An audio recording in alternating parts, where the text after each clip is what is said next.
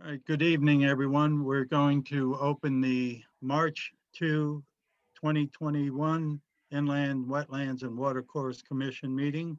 I'm going to ask our town attorney, Jim Cordone, to address the legal aspects of a Zoom meeting. Sure, be glad to do that, Mr. Chairman. I see people are just kind of signing on here as I speak, so I'm just going to wait 1 minute if you don't mind, Mr. Chairman. No problem, whatever Looks works like for you. a bunch of people are coming on here, so.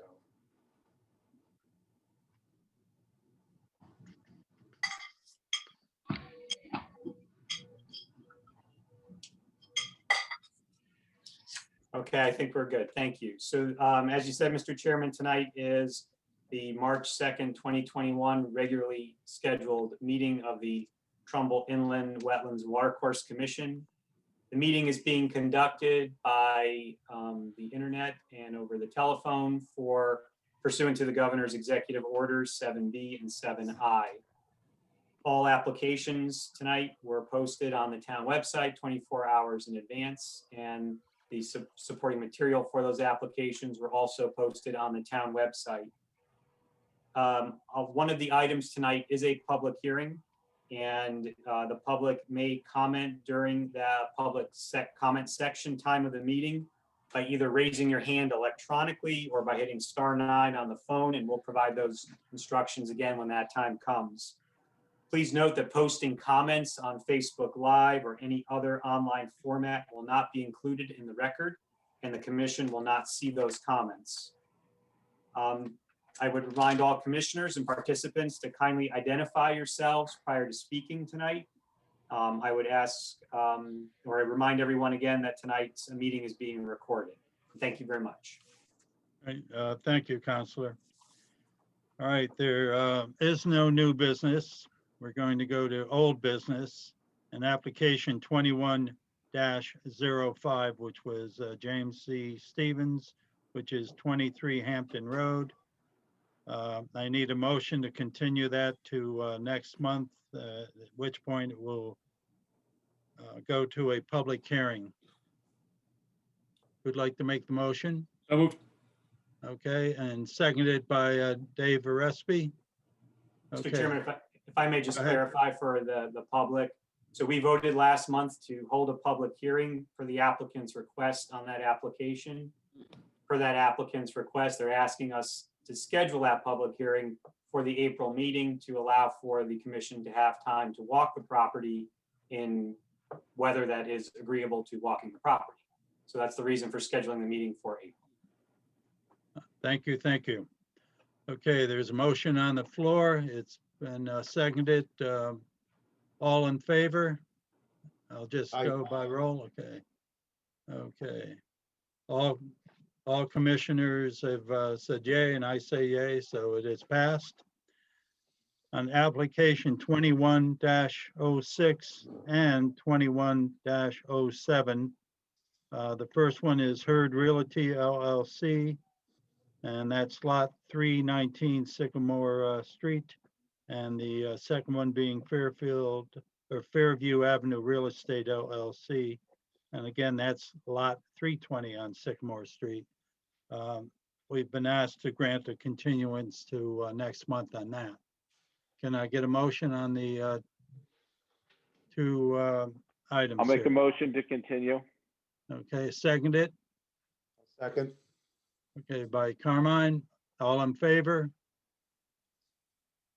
Okay. Mark, Abstain. and are you abstaining, Rich? I'm abstaining. Okay, so we have 6 yeas and 1 abstention.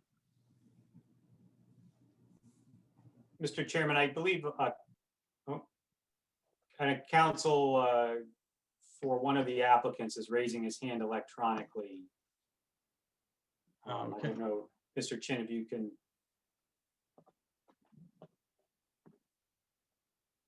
Promote to Mr. Russo as a panelist. To the chair, I think you should do a roll call. Ooh, I just heard something. Was that you, Attorney Russo? No, Yes, that's- Chair. Yeah, Chair, I'm in the meeting. I just wanted to let the commission know that I confirmed with the property owner for Sycamore Street that the wetlands were flagged today, and also the house lot. So if you wanted to schedule that walk, everything's ready for you. All right, sounds good. And Anything else, Counselor? I guess he's off. Yeah, All no, right, that's so- it. All right, thank you. All right, so the motions was passed on that, and we'll, when we do our work session, we'll figure out when we're walking it. Okay, Mr. Chairman, I think our town engineer is doing double duty. He's doing my job and reminding us that we should have called the roll earlier. So thank you, Bill. oh, okay, thank you. I apologize. Colleen, would you Yes, sir. do the roll call? Thank you, Bill. Absolutely. Richard Gerard, Here. John Loria. He- He said here. Unmute it. Present. Okay. Richard Deacon, Present. Mark McKeel, Here. Laura Pooley, Here. Carmine DeFeo, Here. Tony Silver, Here. David Verespi, Aye. Town Attorney Jim Cordone, and Town Staff Jim Bova, Tatiana Solovey, and William Marr. And thank you, Bill, for catching that for us. And that's why you're paid the big money, see? All right, we're now going to application 21-01, Geocoby Construction LLC. It's a permit approval for a new house with two-car garage, utilities, and underground detention within a regulated area at 153 North Street. I've been informed, I believe, there's an attorney that's going to speak on this application. Yes, Chair, Chris Russo for the applicant. All right, Want me to proceed? yes, and you've never looked better, I'd like to tell you. Yeah, I apologize for that, Chair. The power went out at my house right before the meeting. So rather than you seeing me by candlelight, I decided to turn the video off. But Chris Russo with Russo and Rizzio LLC, offices at 10 Sasko Hill Road in Fairfield. Here on behalf of the applicant for the construction of a single family dwelling on this lot. I know that this commission there's been a couple previous hearings on this. I was not present for those hearings. I know you've discussed this site, and I'm really gonna just pass it off to our engineer and Bill Kenny. But I first wanted to, before, since this is a new public hearing, with regard to the zoning aspect, this is a building lot that received a ZBA approval back in the 70s for variances associated with construction of a single family dwelling. So this property has been intended to be a building lot for some time. The town has recognized it as a building lot, which is evidenced by the fact that in '97, when they put the sewers in, they put a sewer lateral for this particular lot. We actually don't even have to dig up the road to connect to the sewers for this single family dwelling. And my client has already started the process in getting a building permit and has received sign off from zoning. So this really, from a zoning perspective, has already been approved as a building lot. We have built this house, or proposed to build this house to today's code, which includes containing all of our runoff and actually, possibly reducing the runoff on this site. And because I know there was some comments from the neighbors, and I'll wait for rebuttal. I'm sure there's some of them here that are going to speak, but I'll wait for rebuttal to respond to all those comments together. But I just first kind of wanted to lay out the zoning with regards to this lot, that this is in fact a approved building lot. And, we're obviously here before you for your approval for how we're proposing to construct this house. With that, I'm going to turn it over to Jimmy Zumo, who I think is on the line, who is our engineer. I don't know, Bill, you might have to let him in. I'm not sure if he's So on. through the chair, it's Mark McKeel. Good, Mark. Is what Attorney Russo is presenting part of the public hearing? Point of order, do we have to read the public hearing notice into the record before this information? I'm asking the question if we have to read it into the record before this data is presented. Mr. Cardone, No, we don't need to read the notice into the I record. believe we did. We've opened the public hearing. It's been duly noticed on the town website per the governor's executive orders. Thank you, Mr. Thank you, Mark. All right, Counselor, Mr. Chin, is Jim Zumo coming on? Yes, Mr. Chairman, he's on his way in. Okay, thank you.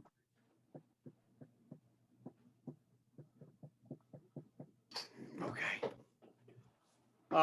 Chair, members of the committee, James Zumo. Okay, hold on.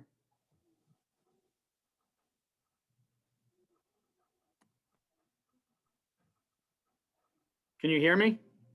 Yes, and if you can give your business. Okay, Land Surveying Services, 1275 Suite A20, Post Road, Fairfield, Connecticut. Since last time we met at the beginning of February, very minor changes have been made to the plan. We've added an extra catch basin to the driveway. We've added a curb to the driveway to make sure that all runoff that is being created from the driveway is being run into the catch basins. The system has been redesigned slightly. It's 3 units smaller, I believe, than the last time we met. And other than that, not much has changed since the last plan.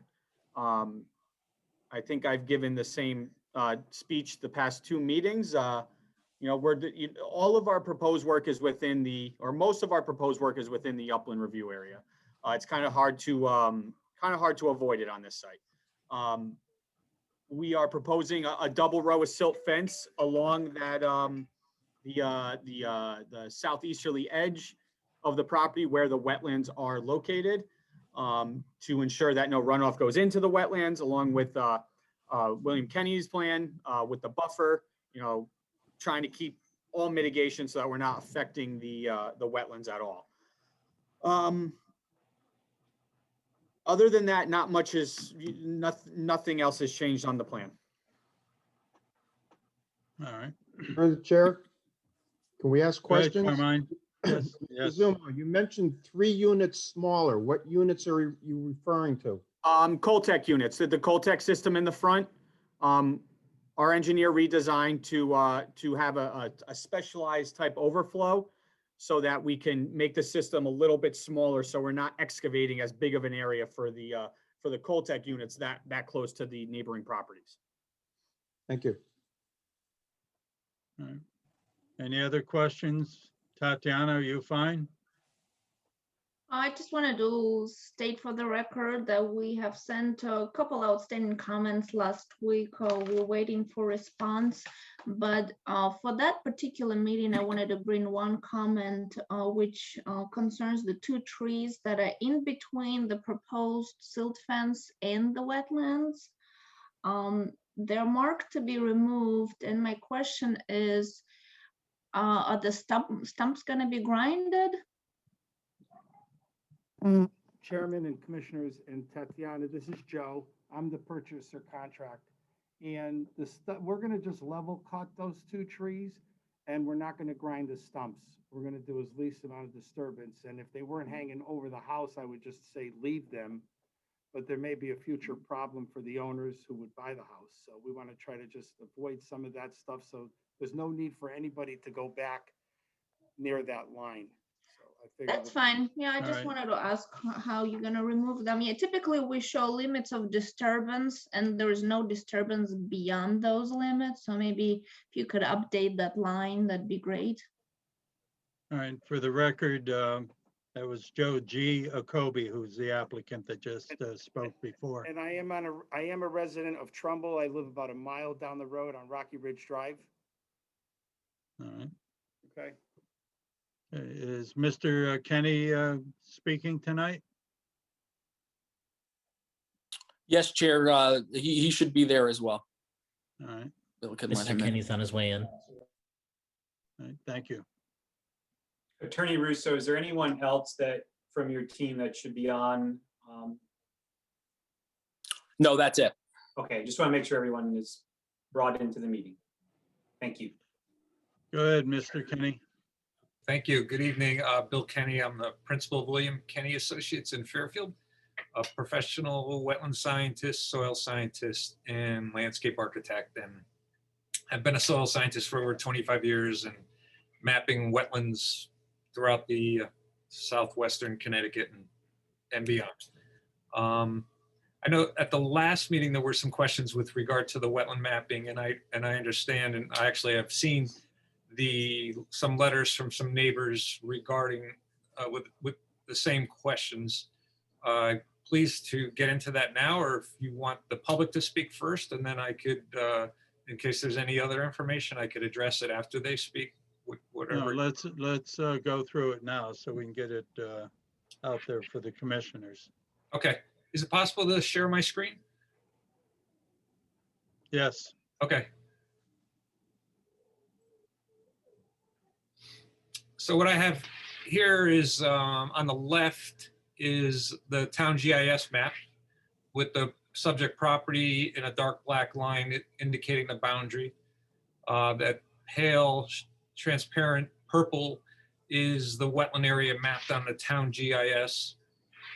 And just some information where that line came from, because that's one level of wetland mapping. And then the type of wetland mapping that I did is a much more intense level of and more detailed level of mapping. So the town, for your wetland mapping, you've taken that information directly from a map on the right. And this map on the right is from the Natural Resource Conservation Service, a federal agency that maps soils throughout the country. And so you've just taken this soil, this area right here that's bordered in orange. Each orange line is a border for a different soil type, and each number is a symbol for a different soil type. So number 3 is the most common wetland soil in Connecticut. It's Ridgeberry, Leicester, Whitman soil. And so you could see that this, from the Natural Resource Conservation Service mapping, that's where your wetland mapping came from. The Natural Resource Conservation Service maps, when they produce these maps, they do it primarily from aerial photography. So they study aerial photographs, and they are mapping 200 acres of soil a day. And they have what they call inclusions in any map unit type of area of soil that you see here. You might have differences, other soil types up to a half acre or more within that area. So this mapping, this level of mapping is good for general planning, but not for the detailed site planning that happens when you propose a house like that's being proposed before you this evening. So that, in that case, that's why you as an agency and other towns request a property owner to hire a soil scientist like myself and go out, and we actually go out and dig holes, observe the soil, look at the soil, look at other field conditions, and make a determination of where the wetland is. And that is what soil scientists from my office did about a year ago. And I actually went back out today to take another look at it. And so based on 2 different soil scientists from my office, we have mapped the soils as you see on the survey and on the proposed site plan. And that's where we've determined the wetlands to be based on our very detailed field review. Getting back to the NRCS mapping, for example, when I talked about different inclusions, it's not uncommon for the wetland mapping to include structures and roads. If you look down here, it starts to touch on Irwin Street. And if I zoom out a little bit, you could see the wetland crosses Route 8. So these maps are, sometimes they're very accurate, other times they're very inaccurate. So at the project site, they were accurate in that there certainly is a wetland on the site, but it does not extend all the way through to the northern limit of the property. It just extends into the southern portion of the property. So that's, Is there a way of doing an overlay of what your or what your findings were? yeah, that's, let me see. I might be able to just very roughly sketch something right now. So this is the drawing that we produced.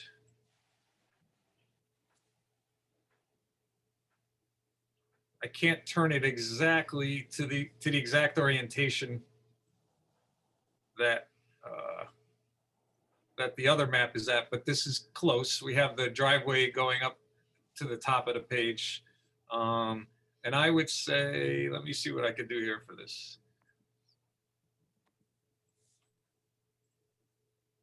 It looks like the NRCS map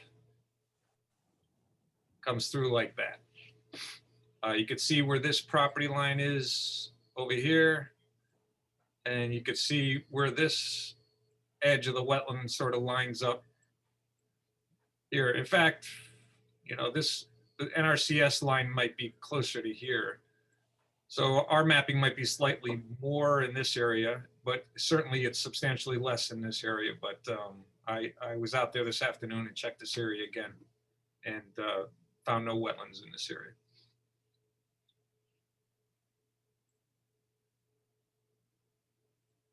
All right. To the chair, Mr. Kenny, can you just highlight where your wetlands flagging is so everybody can see it? Sure. That's William Marr for the record, town engineer. Go ahead. So our wetland mapping is roughly right there. And I could zoom in. Let me zoom in and redo that.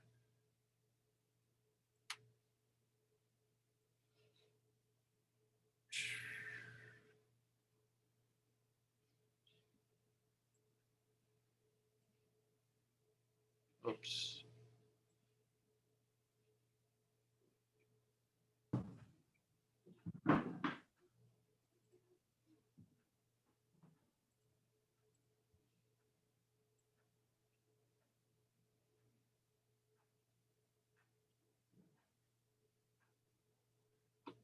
So that is the area of wetland. And again, the town did something more like that. All right. Were you able to get some more details on the vernal pool that Tatiana has been discussing with you? I did, I did take a closer look at the habitat surrounding the pool. Right now, it's too early. If there were any breeding occurring by amphibians, frogs or salamanders, it's too early in the season. So there's no way to looking at the pool itself to confirm that. But as I said at the last meeting, it's this pool may be physically appropriate for breeding, but if you don't have the forest surrounding the pool, then you don't have the population of salamanders and frogs to use that pool as obligate vernal pool species. No doubt there's going to be more common, more resilient species at this site.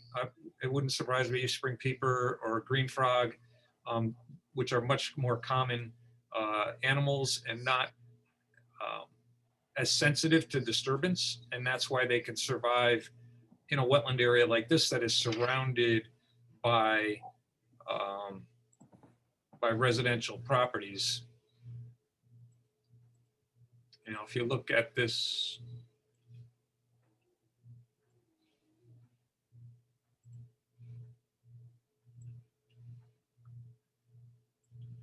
you just see that it's only habitat basically is the site. All these other properties are lawn, and so you would need forests that extended out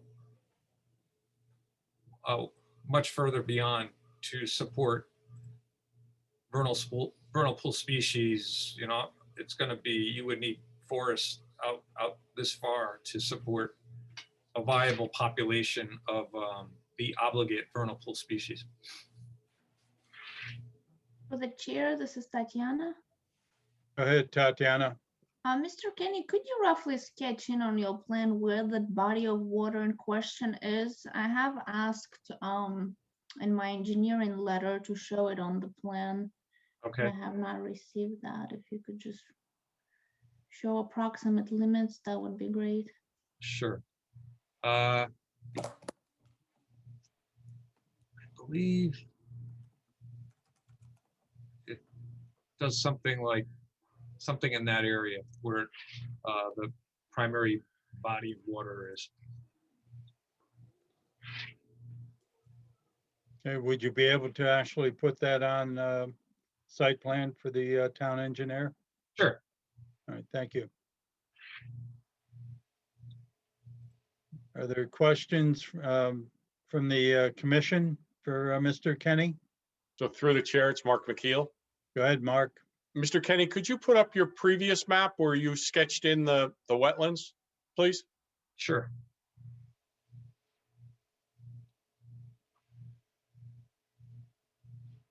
All right, so just for my clarification, what you sketched in the light green is Yes. the actual wetlands. And then the red dash marks are the 100-foot upland review. Is that what That's how I correct. read it? That's correct. Okay, I just wanted to make that clear for the public as well, that that's the upland review area. I mean, basically the entire property is in the either the wetlands or the upland review area. Right. And Jimmy from Land Surveying can talk about where the zoning setback is that prevents the house from moving further away from the, I don't know what that distance is. It might be shown on his engineering drawing. Okay, thank you.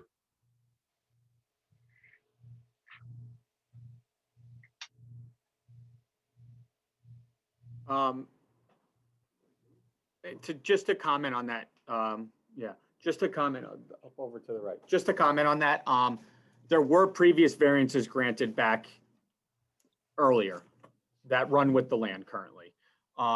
So pulling that house forward would require more variances. The site plan that was produced to get those variances back in, I have it here somewhere. 1977. 1977 is not nearly as accurate as ours are today. Obviously, it's 50 years ago. And the variance that was granted for the front setback was 48 feet. I can move the house 1.5 feet closer, but then we'd be going for additional variances. So what we did with the location of this house to justify where the location is abided by the previous variances that were granted, because the entire site with the zoning regulations that run on the land for a rear lot in Trumbull, it's almost impossible to put something on the site that would not require a variance. So to avoid that, we went with the previous variances that were granted on the site and did everything we could to abide by those based off the previous plan that was submitted in 1977. And Commissioner, I would also note, and I spoke with Jimmy about this earlier, It's is Attorney Russo for the record. It is, sorry, it's Attorney Russo, still in the dark.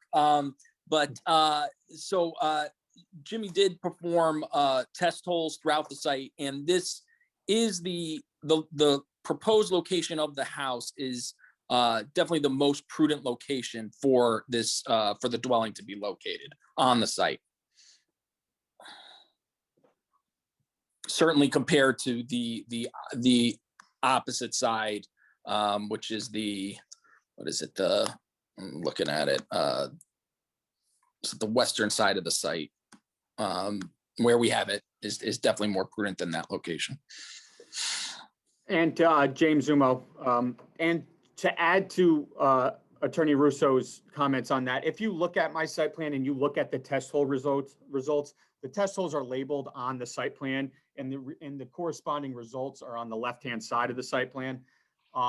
The test holes on the southwesterly side of the property had the most shallow mottling, which is the seasonal high water where we see some different colors in the soil, and physical water in the test hole.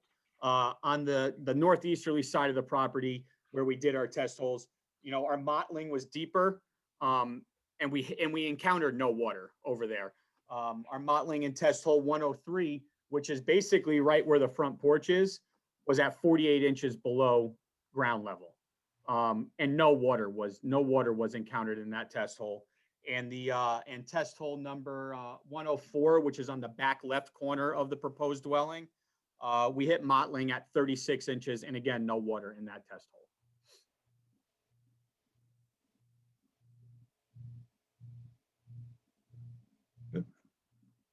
Any comments, Tatiana or Mr. Marr? I'm all set. All right, Through the chair. go ahead, Laura. So Jimmy, the test holes were done in August of 2020, which is a dry period. They were done at the beginning of July. I'm sorry, July, that's what 7/8, I'm thinking 8. So July, which is a dry period. I think if you did the test holes now, you would find water at the modeling elevation.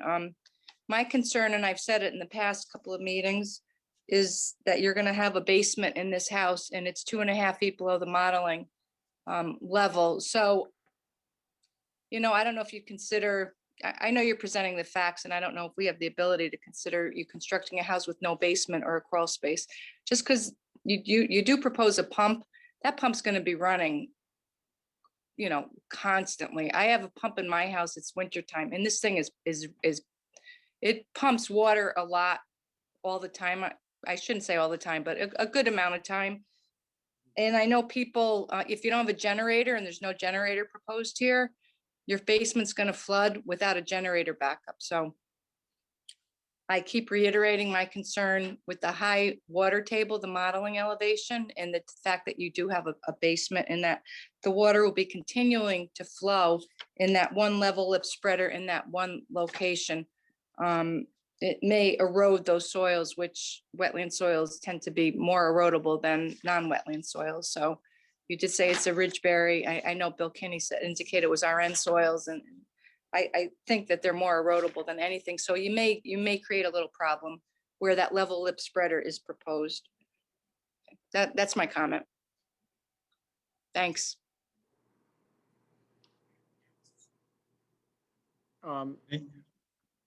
Just to speak to that, we could look at lifting this building up a little bit. We do not have a height issue over here. We're not proposing a very tall building. Yeah. It's just a 2-story, colonial. So lifting that up a bit and, and going over the foundation plan with the architect and the builder itself. Yeah. It is possible to lift that up a little bit, and that is something that we can explore to make sure that maybe those footings are up above that. So it's not as drastic as we think it could be. If you could look at that, that would be great. Absolutely. Yep. Okay, thanks. Okay, any other questions from the commission? Through the chair. Go ahead, David.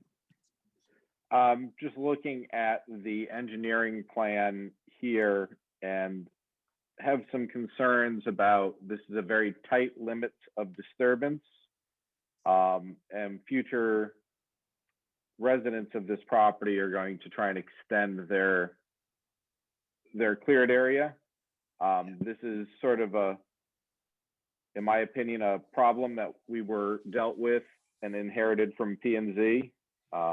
It's not an ideal lot. I'm very concerned about additional clearing in this property over time. What would Beyond you that- propose? A split rail fence or markers? Well, we talked about in the previous meeting about planting in a split rail fence between the house and the wetlands line, but I would like to, find a way to provide them with or approve some clearing to the western part of this lot that would be approved final limits of disturbance and leave it at that, and then say there's no additional disturbance allowed on this property, now or in the future. Because this is 5 pounds of sugar in a 3-pound sack. And while the engineers have done a great job of, showing how everything works, it's still extremely tight on a lot that probably shouldn't even exist.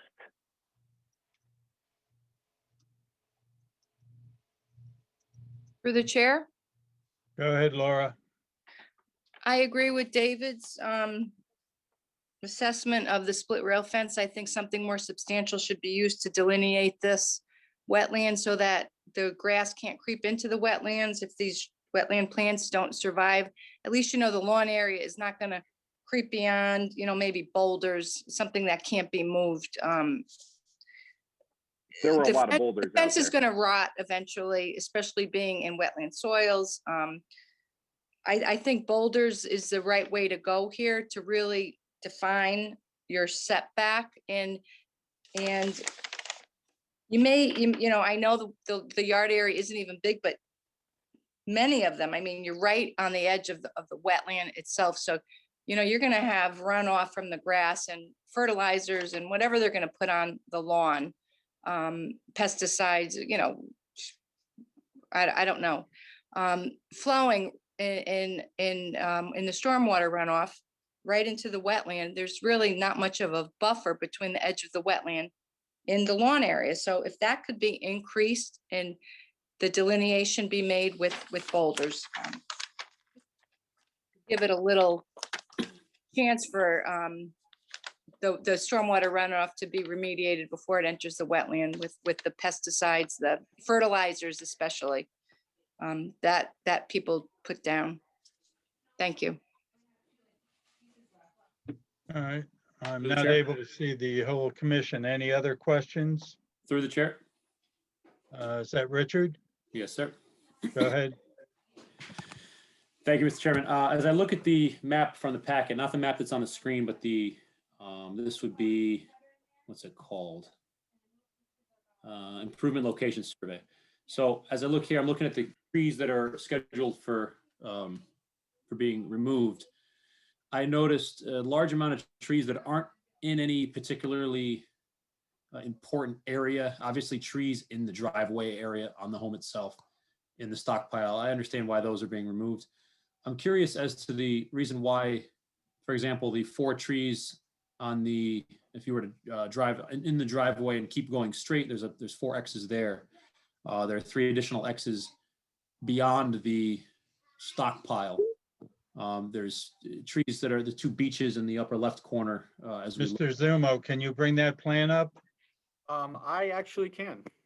How about Mr. Kenny? Do you have the plan? I'll give you the specific one. It's called. I think better for Jim to bring that up. Yeah, I could share the screen. Okay, it's an improvement location survey. It's dated April 2nd, 2020. Yep. Give me 1 sec.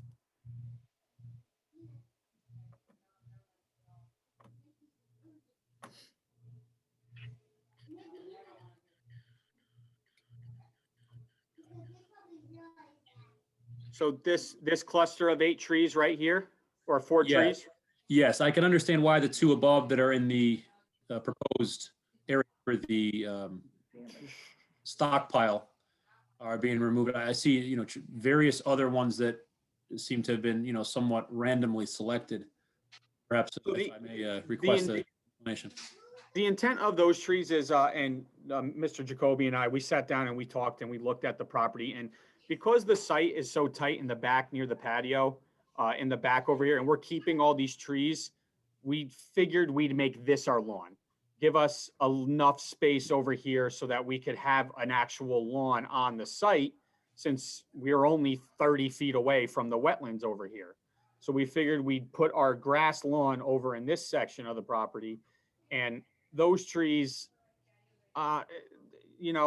significant. I mean, some of them are significant in 18-inch beech and the 16-inch maple. But that was our intent with losing all those trees in that section, so that we can actually move our lawn that way instead of closer to the wetlands. Okay, so that's the purpose. So I'm talking about the 4 that are in between the end of the driveway. Yeah. Right here? Yes. Yeah, So we were gonna. that's supposed to be lawn there. Yeah, that's all gonna be lawn over there up to that limit of disturbance. Okay, and then on the other side, this would be, trying to find the north point here. I guess this would be the eastern, the northeast corner, I guess. The ones up there. What's the situation with those trees? Are they on a? These ones hard to right tell. here? Yeah, are they on the pump line? Is that what the? Yeah, that's where the level lip spreader is gonna go, and they're only 6-inch trees. They're nothing, they're 5-6 years old. But that's where the level lip spreader is going to be. There's going to be excavation over there. The root system won't make it through putting in that level lip spreader. Okay, and then the final question I had regarding the trees was, obviously there's going to be, some significant removal of trees, as you've explained.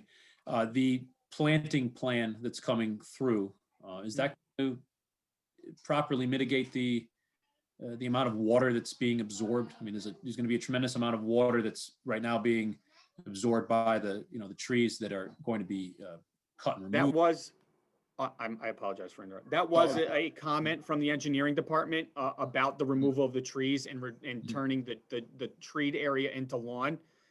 In our original meeting a couple months ago, the Coltech system was only, I believe, 6 units, 6 units, 6 Coltech units. It's doubled in size now to take into account for the additional wooded area into grassed area.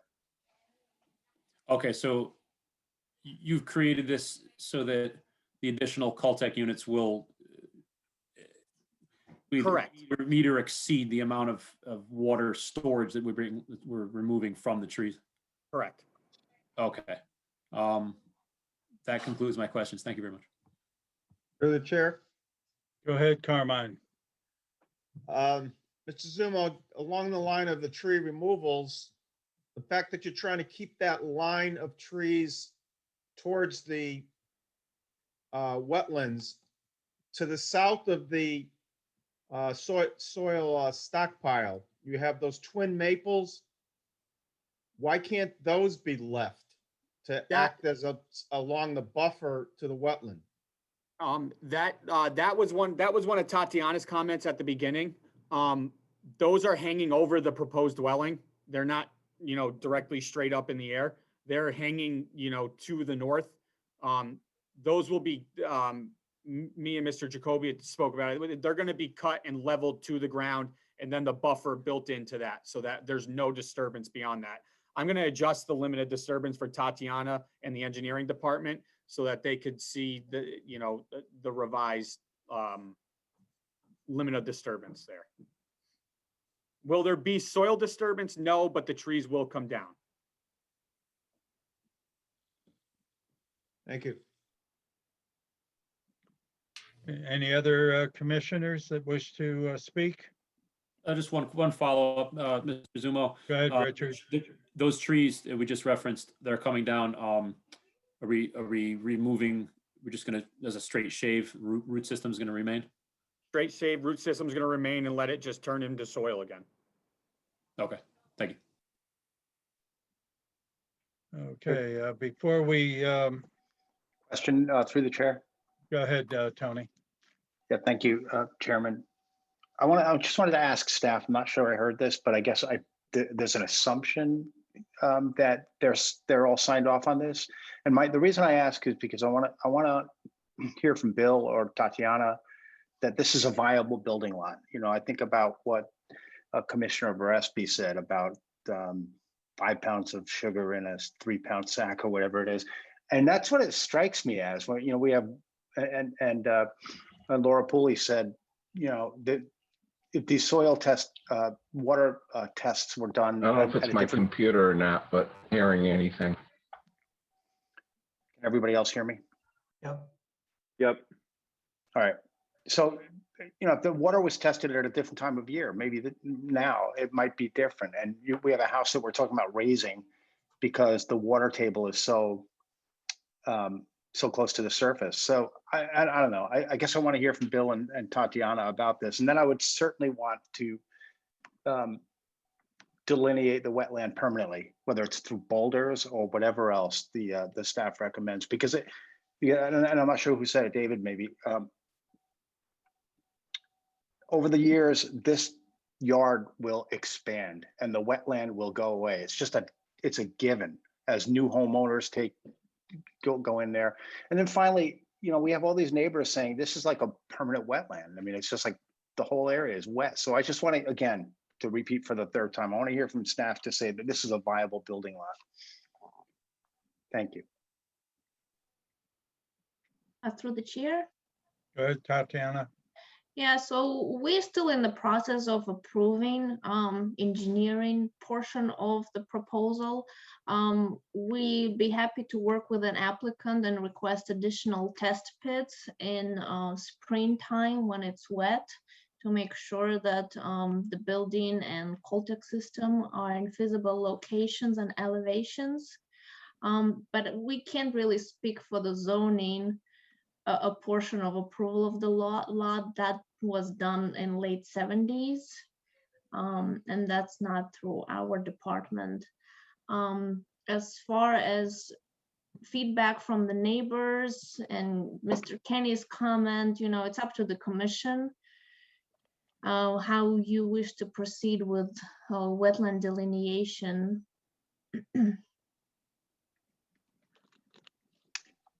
Thank you, Tatiana. Yeah, I wasn't really referring to the zoning piece of it. I was just referring to whether this is a wet lot that might not be suited to permanent.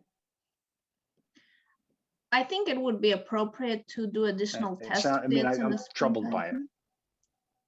Oh, I'm sorry. You broke up there for a second, Tony. Yeah, I think I said everything. I just wanted. I mean, so what I'm hearing you say, it would be appropriate to do additional tests in the springtime when it's wet. Exactly, yes. Which really, you know, just having you say that suggests that there's doubt that this is a viable building lot. And I'm just not, you know, I guess I'm hearing people sort of say that, but nobody's coming out and saying it. Well, I think it's gonna be maybe up to an engineer to provide some feedback, but I can't say that it's impossible to build a lot from the data that we have received thus far.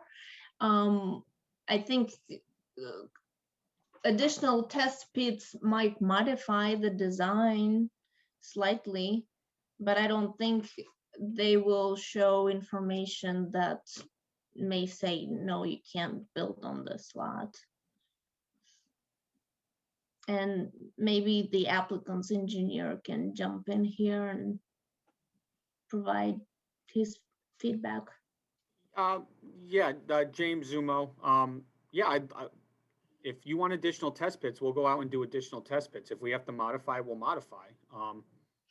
From the test pits that are out there, I mean, we see where the mottling elevation is. We see it at 36 inches at test pit 103. That's where, right now, when we did our test pits, we can reasonably assume that's where water is going to come to. And that's why Ms. Pooley said, you know, maybe we need to pick this house up a little bit. And we're not against that, but if we do an additional test pit out there, and we find that we do in fact need to pull this house up, test pits do indicate that we may need to, and we'd be willing to, you know, modify the plan as needed based off of a springtime test pit. If I could add some information with regard to test pits and reviewing soils for the presence of groundwater and the elevation, that the... Mr. Kenny, could you just identify yourself? I know Sure. Yeah, I can't see him right now, so. Sure, this is Bill Kenny again. Thank you. And, the modeling that that Jim is referencing has to do with changes in the color in the soil. When you look at the soil profile, that's you dig a hole and you look at the side of the hole and all the soil that's exposed. When the water moves through the soil over thousands of years, and it changes the color of the soil. So that's why modeling is a common feature that is used, so that when you're on site during a dry period, that you'll see that modeling feet above water, or you might not see any water in the hole. But what that modeling says to you is during a wet period, this is where the peak of the water is in the ground. And so this is very commonly used with designing septic systems, stormwater systems, and it's the same principle that we use to identify where wetlands are. So we look at the colors of the soil, because when water is there for extended periods, it changes the colors, and it allows you, those colors represent the conditions over many, many, many years, hundreds, thousands of years. And so it just, there is, my point being that by having the information regarding modeling, there is information that allows you to understand where the water table is at other times of the year. And one other thing I wanted to talk about with regard to the wetlands, and this is related to perhaps observations that the neighbors have made and perhaps other people as well. Wetlands are mapped. There are areas where the groundwater table comes within a foot or so of the surface, or at least a foot. And then you might get water ponding on the surface if it's very wet. But for it to make a land area of a wetland by law, it needs to happen during the growing season, because what's critical about that is if it happens during the growing season, it changes the type of plant life that is there. If it doesn't happen during the growing season, it doesn't have much of an effect on the plant life. So there are many areas where you'll find standing water, particularly this time of year. You just had a lot of snow melt, and then you had a lot of rain over the weekend, and you'll find areas of shallow ponding. But it's February, March. The growing season hasn't really kicked in for another month or so. And so those areas, just because you're seeing water out there at this time of year, does not make it a wetland. So there are some areas that are wet this time of year that are not wetlands. By the time the growing season happens, the surface puddles have dried up and the water table has lowered into the ground. So just some additional information. To the chair. Go ahead, David. Mr. Kenny had made reference earlier in his presentation about, any species which might be in this area. This isn't really the appropriate time to look for those species because everything's frozen, and really springtime after the thaw would be a more appropriate time to look for those species. I think we would benefit from that research of seeing what species are out here, which might be present. I think we've all seen in the town of Trumbull here over the past years where species which have never been seen in the town of Trumbull, which were thought not to be able to exist in a suburban realm, are flourishing. The coyotes, the foxes, the bald eagles, fisher cats, bobcats, all different animals. Those are the big ones that we can see are becoming more and more prevalent here in town, and they're surviving in the edges that surround these spaces and the edges that surround the lawns. And I think it's would be remiss if we did not see or investigate what species could be surviving in this wetland. And the aerial photographs clearly show that there is standing water there in the aerial photographs, which are taken during the summer, which tells me that is not a snowmelt situation, or, you know, the water standing there because everything's frozen. It's telling me that there's standing water because it's a low point and it persists throughout the growing season.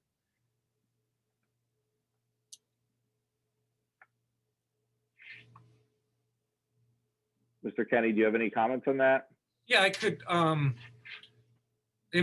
Certainly is interesting to do studies like that, and it could provide additional information.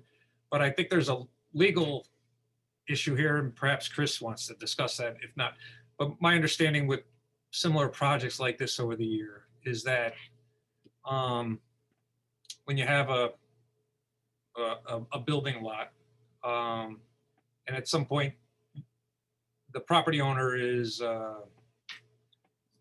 guess, allowed to, or because it's a building lot, a house of some sort needs to be approved. Otherwise, it'd be a taking by the town. And I think Chris could do a better job than I could with regard to this.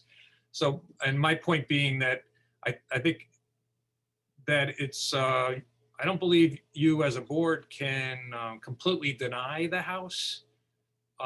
And whatever I find in the wetland, that this plan, in my professional opinion, based on the zoning requirements and so forth, is, I believe, a most feasible and prudent alternative to minimize impacts to the wetlands, and that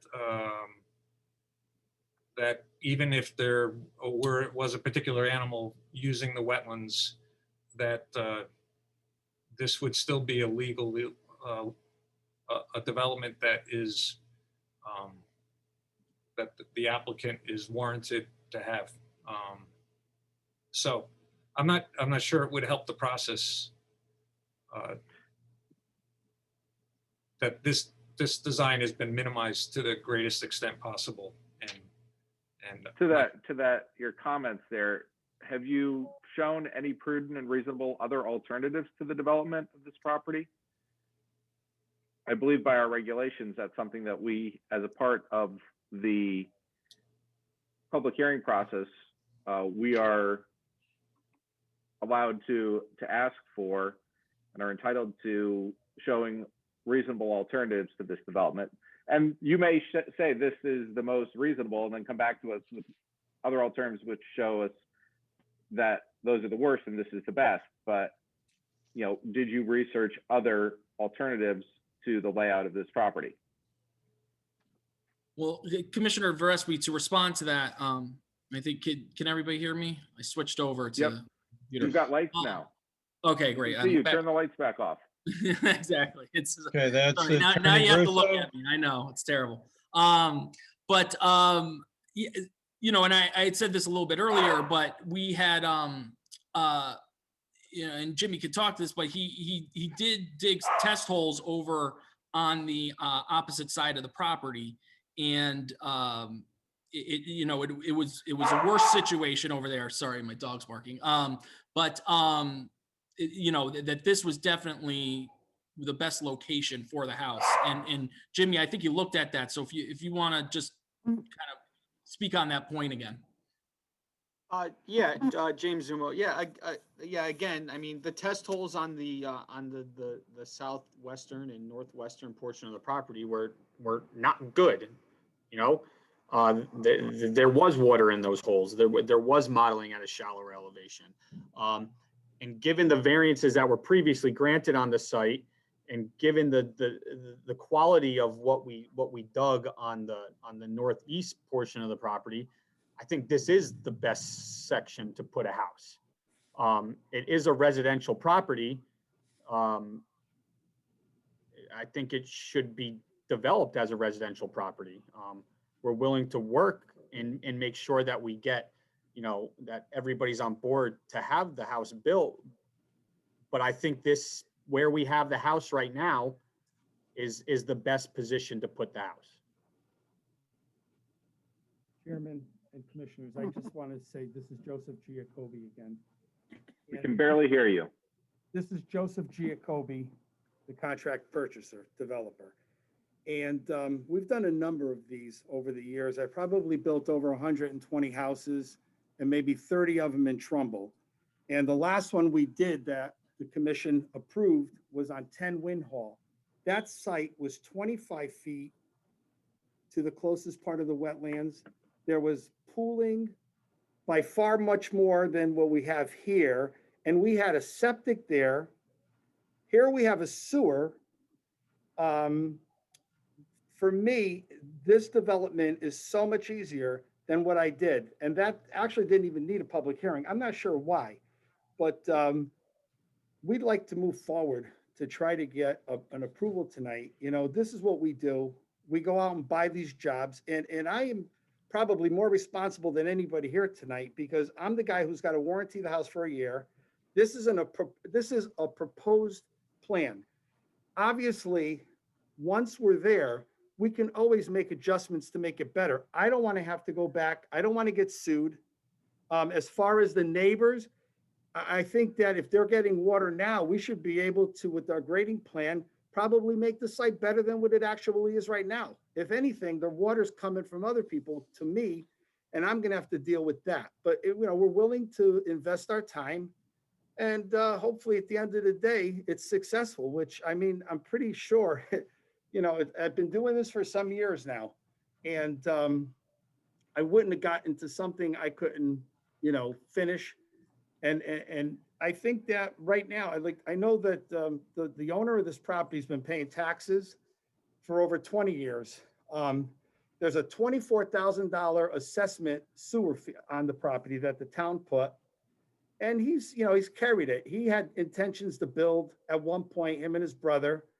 And they took a demo permit to remove the house that was there, which there was already a house there.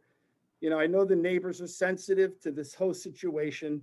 Their privacy is going to be, you know, disrupted a little bit.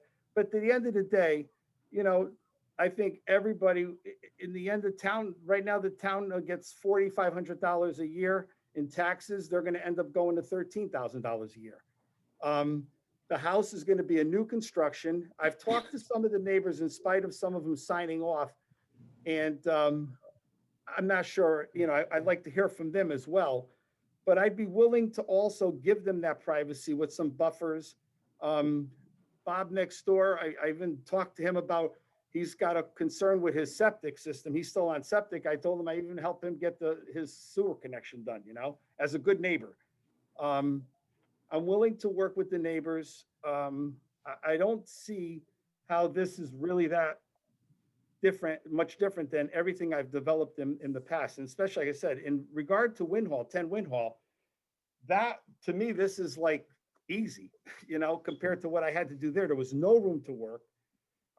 And there was, you know, like I said, a septic, this got a sewer. As far as the driveway, the approach, you know, you can see it's snugged in there. And as far as my elevation, I'm always one to pull up. I don't know if I ever exactly did anything for the depth. Either I hit ledge first, or like you said, water. You know, I could even make the ceiling height 7 feet, not to have too many steps off. I know at one point we proposed a patio in the back, but I'm willing to do a deck off the ground. So with gravel underneath, you know, I really, I'd like to move forward if I can. If it gets approved tonight, I would, you know, want to move forward. If not, you know, the owner could have the argument with his day, you know, as far as, you know, what they claim for it to be. It's a building lot, as far as I know. That's the only reason why I even, you know, I've invested the time and the money that I did up to now. I knew that there probably may be a wetland sort of a administratively, you know, permit or whatever, but it ended up now that we're into this public hearing. And I think, you know, it's, to me, what I hear from Bill Kenny, from my attorney, from Jimmy, and your concerns with comments as far as, possible selling this house to somebody who's gonna have problems, that's gonna be my problem, you know? If the neighbors wanted to make a problem, it would be my problem again. As far as the species, I'm not a scientist. But I know that after the house is put back in order and landscaped and the wetlands is replanted, the barrier set, it's all, I mean, for me, it seems like it's a no-brainer. I can't understand, why we even had a public hearing, to be honest with you, from last time to this time. But, so be it. We're here. I'm willing to move forward. It's just, like I said, it's just a job for me. And hopefully it works out well, That's it. Thank you. Through the chair. I'm sorry, who was that? Rich Deacon. Okay, go ahead, Richard. This is Attorney Cordone. Can whoever has the map up, could you take that down? That might help the chairman be able to identify. Thank you, sir. Thank you. You're welcome. Go ahead, Richard. Thank you, Mr. Chairman. In regards to the previous comments that we've heard, Mr. Verespi brought up a good point about section 10.2 of the regulations requiring, or at least allowing the commission to request and require reasonable and prudent alternatives. I would first point out that the prudent alternative section of that regulation refers to alternatives to the original plan, not the fact that the application would offer an alternative to the present conditions. So it is not possible to put one option forward and state that this is, it may be better, but that doesn't qualify as an alternative because it can't be an alternative to present conditions. Otherwise, it would be somewhat pointless to even have that caveat in the regulations. Secondly, there was a reference to a taking that, the so-called building lot, which I've always heard the concept building lot thrown about, and it's never really received a legitimate answer, not necessarily on this property, but in general, what is a building lot? Any lot can be a building lot if it's approved by the zoning commission, either of the zoning commissions. And of course, it's somewhat strange that in 1970, here we are in the 20s, and a 1970s ZBA application lasts, although a specific site application for wetlands expires after 3 years. In fact, the last application was a re-up of a previously expired one. A quirk in the law, maybe, but we're moving on a 1970s application, having been extended, or, what is this now? It's in its 6th decade, it's still pending. When there was a reference made to this being a taking if we don't approve, and that we don't really have any reason to not approve, I don't like being threatened. I do not like this commission being threatened. If you, Richard, if you are planning on making an application, then you have to understand that the commission has the ability, if necessary and prudent, to deny the application. The commission will not be intimidated. All right, you're done?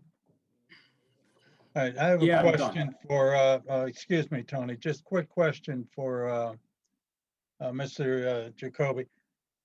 Was there a reason you didn't go with the original footprint that was there? Where was the house originally? It actually was the original footprint. Oh, I mean, the proposed site, no, it was the original. I've never seen the original footprint. The only thing I know is what I got involved with this, the owner already had developed this plan with the ZBA approvals. That's where it was positioned. I think it was a very small little, house. I'm what I was told, it didn't seem like much of a house. I don't think it had a garage or anything like that, but I can't really speak honestly and tell you what was there. I don't know. All right, I just thought that might have helped you. Tony, did you have a question? Thank you, Chairman. Go I ahead. really want to ask Attorney Cordone to just clarify, if he can, the the legality around the 70s era building lot, and because it strikes me that 30 or 40% of Trumbull would not be built right now, if we or to put it another way, most of Trumbull would not be allowable to build today, right? I mean, because back in the 70s, they built in wetlands all the time. That was just what they did, and they diverted the streams underground. And so what obligation do we have to abide by a 50-year-old ZBA variance? So it's a good question, Commissioner Silber. And I think maybe a better way to help the commission think about this is oftentimes an application comes before wetlands. In fact, most instances, before it has zoning approval for the lot. And you approve a building footprint for that proposed lot. And that's probably a better way to think about this application. The building footprint that's being presented to you tonight is the one that was granted by a variance. So in order for this lot to be built upon, it required a variance. Variances were granted, as has been mentioned, back in the 70s to a prescribed area. So that's the plan that's before you tonight. But maybe it's better to just think about this project separate and apart from a zoning approval. Look at it as the Wetlands Commission. Where should a house go on this property? And that's really what's before you tonight. If you decide the house needs to be moved to a different location, then it would require further zoning approvals. And then that would be a different step in the process. If this is the best location, there's no other reasonable or prudent alternative, then you have to make that determination. Those are factual determinations that are before the commission. And we can also discuss this further when we get into a work session on this application. I don't want to get too far ahead of ourselves, but hopefully that will help guide the commission further, Commissioner Silber. Thank you, Attorney Cardone. Any other comments? Questions? All right, Attorney Russo, you're good. Otherwise, we're going to go to the public hearing. Chair, can I just respond to a couple of comments? One, I know it was mentioned by a number of commissioners, the suggestion of switching from the fence to boulders. Yeah, I think Commissioner Pooley suggested that. We'd be happy to accept that as a condition of approval. It's delineated on Bill Kenny's plan. So if the commission wished to switch those to boulders, we would accept that as a condition of approval. Regarding the lot in feasible and prudent alternatives, the reason that I brought up the zoning of the lot is just because I have read the comments from some of the letters that have come from the neighbors. And so I know this issue has been brought up. And so I want to just speak to the zoning end of it, as that's my area. And to just explain the history of this lot. It was granted a variance in 77 that runs with the land, as all variances do. And it has, I think, in multiple occasions been considered a building lot. There was a demo permit that was issued for the structure. So it previously had a structure on this lot. It was sewer lateral was provided in 97 for this lot. And when we went through the building permit process, it was reviewed by the zoning department and they signed off on the building permit. So that was the purpose of this, just laying out that history for you. So you know it. We've been before, and I'm not me personally, but I know my client and Mr. Zumo and Mr. Kenny have been here for, this is the third hearing on this, and they have, made modifications to the plan and discussing this plan, and they have provided what's their expert opinion that this is the most prudent alternative for this site.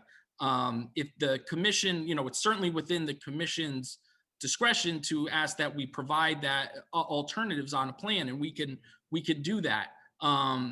We were just saying, Mr. Zumo has looked at the test hole data, Mr. Kenny has looked at the property, and, we've located this house in a regulated area. We're not disturbing the actual wetlands, but we are disturbing the regulated area. We feel this is the best location for the dwelling. But if the commission, obviously it is within the commission's discretion that we provide alternatives. Our thought was, we have been here before on this for a couple of hearings, have been discussing the site, have made adjustments to our plans to address comments that we think that this is the best plan for constructing a dwelling. And as my client was saying, it's connected to sewers. It doesn't have a septic. It's a modest home. We have the ability to raise it as Commissioner Pooley thought might be necessary, and we are happy to do that. And we're happy to provide buffering to the neighbors, even though it's not something that, it's not in relation to the wetlands, but just to be a good neighbor, and understanding that, they are used to this site not being developed. My client's willing to offer some buffering, on the farthest side of the property from the wetlands, but to give them some privacy screening. If it came off as a threat, it certainly wasn't intended as that. I'm just, one, presenting the history of the site from a zoning perspective. I'm an attorney. I do like to talk into putting my 2 cents as far as the one topic that I know something about. And that's all. All right, thank you, Counselor. Thank Okay. you. Is there any other comments, any other items? Otherwise, okay, Mr. Chen, let's go to the public. Yes, See if Mr. there's Chairman, if anybody there's a who member of the wishes to public speak. who would like to speak, you may press the raise hand button at the bottom of your screen. If you're on the phone, please press *9. And Trish will be the first speaker when she arrives as a panelist.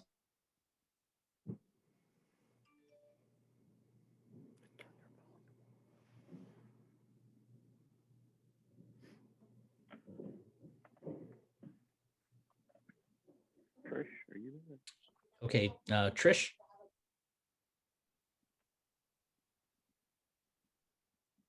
Just unmute yourself.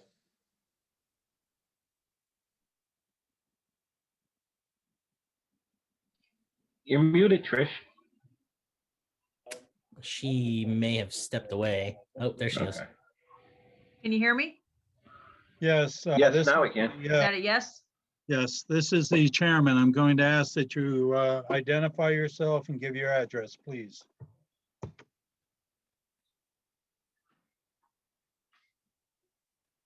Are you still with us? Yeah, I'm here. Can you hear me? Yes. Okay, sorry about that.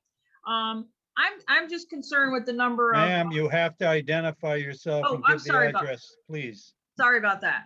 My Thank name you. is Trish Hayducky. I live across the street from this property. It's behind my neighbors, but Could you give us the address, please? Yep, it's 166 North Street. Thank you. My concern is the number of trees that are being, I have a lot of concerns, but one of them is the effect on the property there, because what happens is what happens across the street ends up seems to come across the street to my area over here. I know that there's an underground stream below, like under my house somewhere. When it's very wet, you could actually, I could see the water coming in from the pump where my pump is. So it's very concerning that all those trees, I have enough water now. I'm very concerned about whatever effects they're having an effect across the street. And like I said, I do know that there's a stream that comes from that direction that runs under my house. And when the weather is bad and there's a lot of water, I do have a lot of problems with the with the water. So that's my concern, is the effect of, especially all the trees being cut down. So anyway, that was one of the things of my concern. I remember that when we first moved in here, the property that was back there, or the structure that was back there was very small. It was a shack. It wasn't real. It was very small. So I don't know how, and you could see it on old plans. I don't know how they're saying that they didn't know what the size was, because I've had plans and I can see what's across the street. It's very small. So anyway, that's all I really needed to say. All right, we thank you. Mr. Chin? There doesn't seem to be anybody else wishing to speak at this time. No one else? Then just on cue, a few people. So Mr. Salvi and Mr. Rand, I'll bring them in. All right, thank you. And Betty will be next. All right.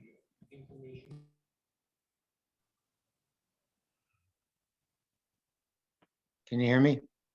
Yes, Mr. Salvi, if you could give your address and identify. Yeah, yourself. Robert Salvi. I live at 135 North Street. My property, the southern part of my property borders about 125 feet of the proposed property we're going to build. Right. So my concern, we've been here for almost 20 years. Before I bought this house, I lived in another spot in Trumbull. I've been in Trumbull for 30 years. I had problems with water at the other house. And this house, I've been lucky so far, but they built up my house before it was sold new. I didn't buy it new. So that they put a lot of drainage in on both sides of my property to run down the side of the property. And as Trish just mentioned, it runs through underneath North Street and dumps out in back of her house, and probably, doesn't help her problems with water system. So the water also comes back on the side of my house where my driveway is. When it rains a lot, I probably get 4 inches of water on the side. So I can't even really pave the driveway because it's gravel and it would never soak in. It would come in my garage.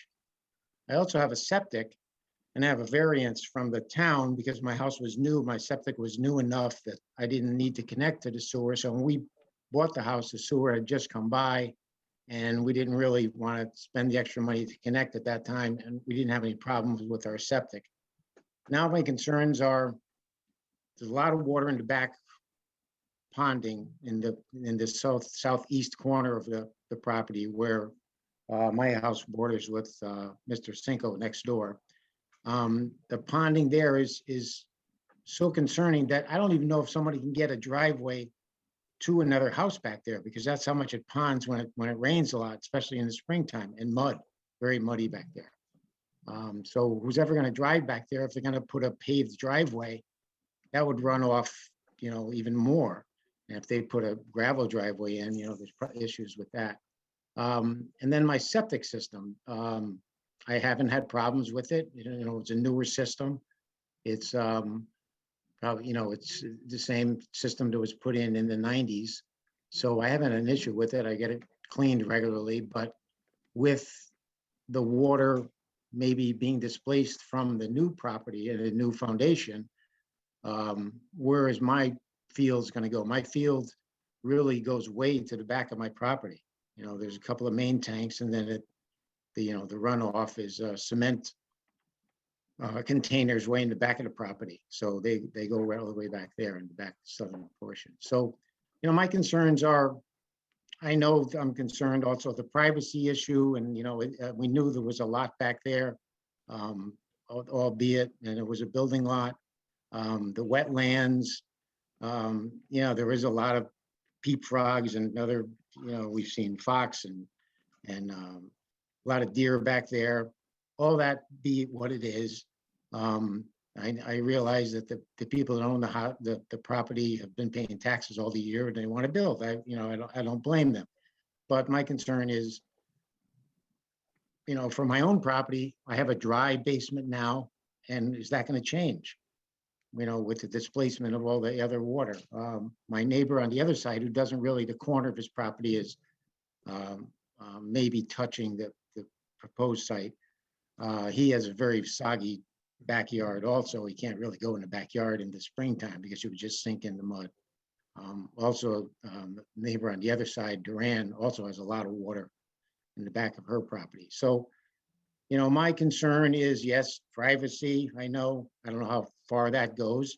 But the water issue is, you know, something that only gets worse with things like this, when things like this happen. So that's my concern. And hopefully the commission will, you know, look at that very, very closely and make a determination on what's going to happen.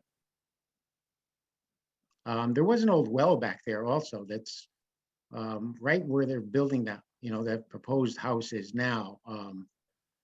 That was there. It might be two wells, but you know, that was there from, I guess, when they built, you know, that old house back there, you know, before they tore it down. When there must have been some septic system also back there. You want to talk? Yeah. My wife would like to say something. Okay, if she can identify herself. Yep.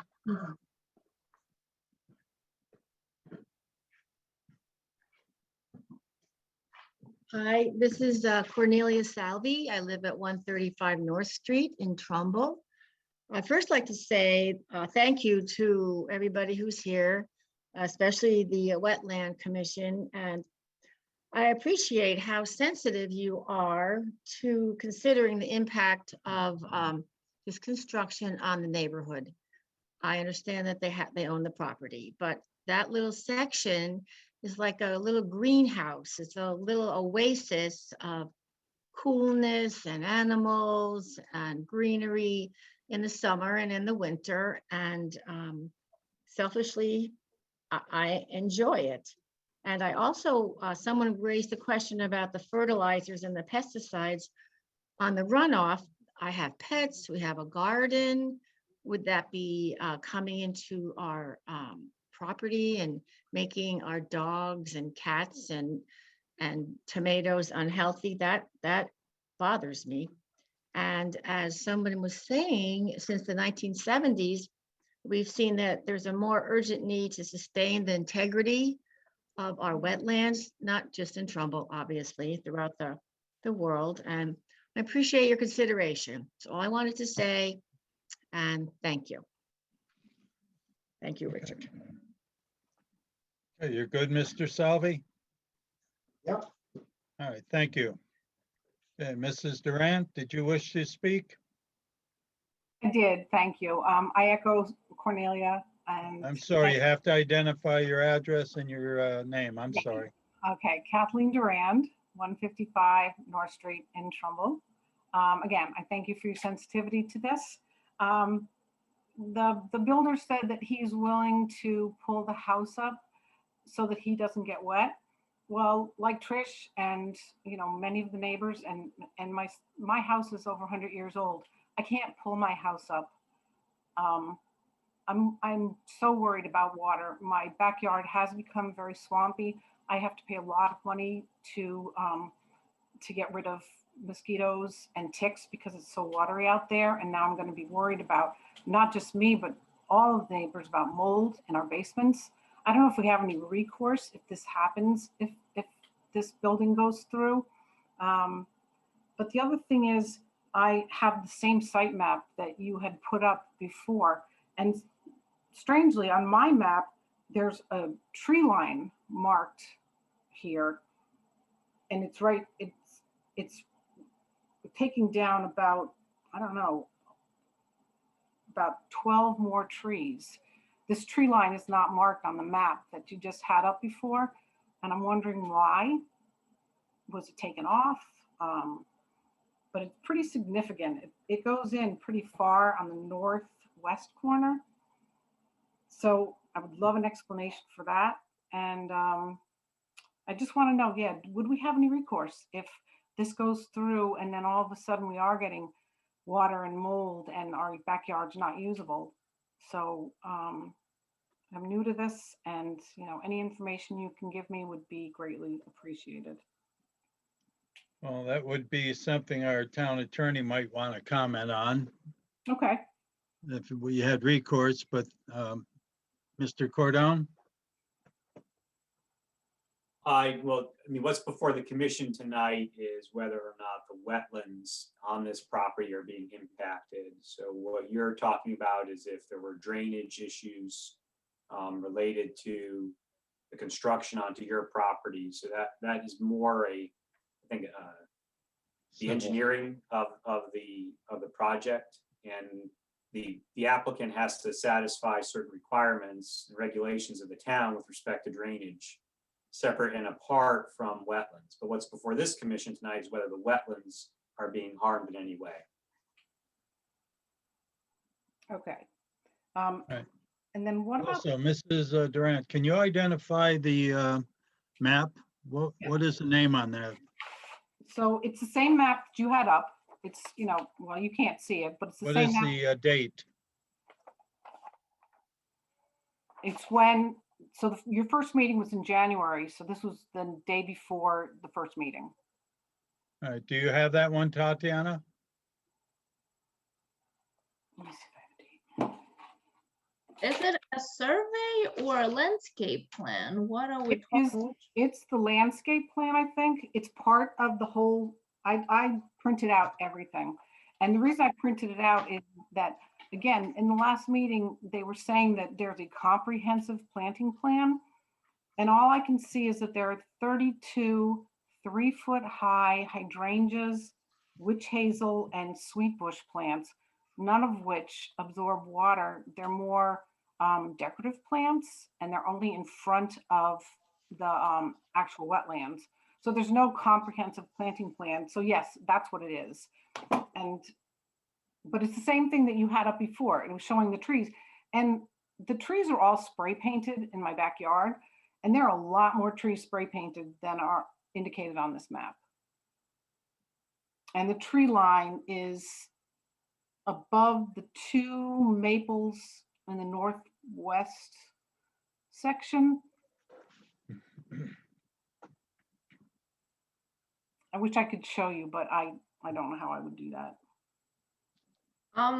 So again, just to clarify, the map that shows trees marked to be removed, that's the survey plan. It does not have proposed plantings shown, and that's Mr. Zumo's plan. Okay, no, you're right. I have both, and it's not on the, it's not, so I printed out everything. So I have the planting plan, and that's the one that's showing that it's just decorative hydrangea and witch hazel. All right. Okay, so that's Mr. Kenny's plan. Okay. Then the plan that you had pulled up on the site tonight, I have that in my hand, and I have mine that has a tree line in it that is pretty far in, and it's definitely behind the boulders that you're proposing. Mr. Chairman, you may ask the applicant, if you so choose, to pull that map up to perhaps clarify. We are conducting a public hearing over the internet, and so we sort of need some cooperation with everyone to make sure we're talking about the same thing. So I think that would be appropriate in the circumstance. Right, now, is this a plan that Mr. Kenny drew up? Yes. All right, can you possibly put that up, Bill? The one that was up before. Sure. But you're saying the one that was up before isn't the one that you were looking at? No, the one with the trees, right? No, that's the one with the plantings. So it's not that one. It's the next one. So I have that one as well. Maybe Jim, can you pull that up? I guess your site engineering drawing, Jim? Yeah, give me 1 second. I'm not allowed to comment right now, right? I have to wait. All right, yeah, let it go through. Is this what you're looking at, So ma'am? first of all, right at the beginning of the driveway, there are more trees that have been marked, have been spray painted to be taken down that aren't on this site plan. Then, right, you see where it says Kathleen Duran on the bottom? Mm-hmm. Okay, if you go straight up, there are 2 trees. There are 2 maples marked directly above right, keep right there. Right. Right above that, on my map, there's a tree line right there above that. It's marked and it says proposed tree line.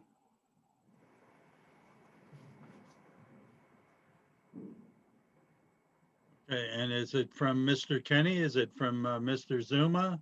It's the exact map that I'm looking at. But you're saying it's different from what's being shown.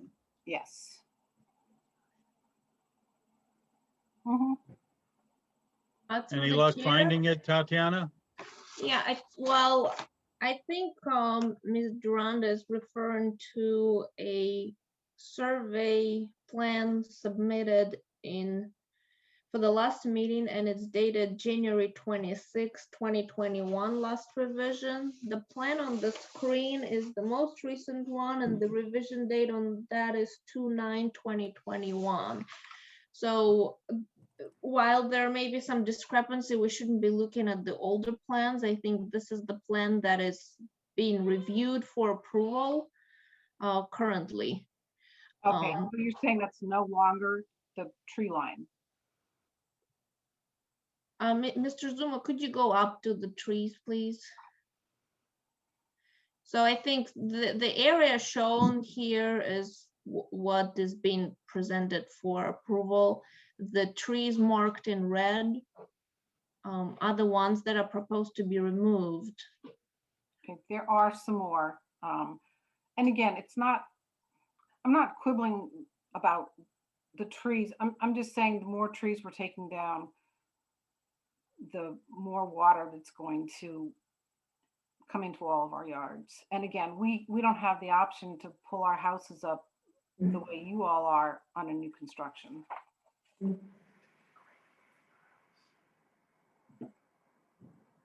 right. Did you have anything else to comment on, Ms. Duran? No, I don't. Thank you very much for listening. All right, thank you. I see a Betty up on the screen. Yes, good evening. Can you hear me? Yes, ma'am. If you can identify yourself and give your address. Sure, Betty Cinco, 151 North Street. And I'm going to turn this over to my husband, George. Okay, go ahead, ma'am, sir. Yes, good evening, commissioners. I'm George Cinco, 151 North Street. We've been here since 1975. I am the one person that could probably answer a lot of the questions from people who are just kind of guessing at a lot of things. As far as wetlands go, I'm sure you've seen all the letters from people that have written in. And you have a petition with about a dozen signatures on it. Well, I would like to mention something that I feel is really very important as far as this application goes. And I'm reading from the Town of Trumbull zoning regulations. Apparently the latest one amended January 15, 2020. Section 9.1. Interior lots shall have at least 30 feet of road frontage. Seems like everybody is just like ignoring stuff like that. It doesn't say anything about it being negotiable. They only have 10 feet, by the way. That leads me to wonder where a water line along with the sewer line and electrical wires or anything else, gas lines, what have you, can't all go in the same trench in a 10-foot space. So that kind of renders it unfeasible. The other point I would like to make is that I have deeded rights over that driveway. Section 9.3.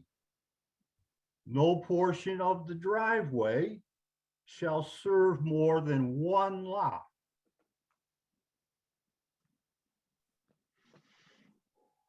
The proposed development would make it at least two.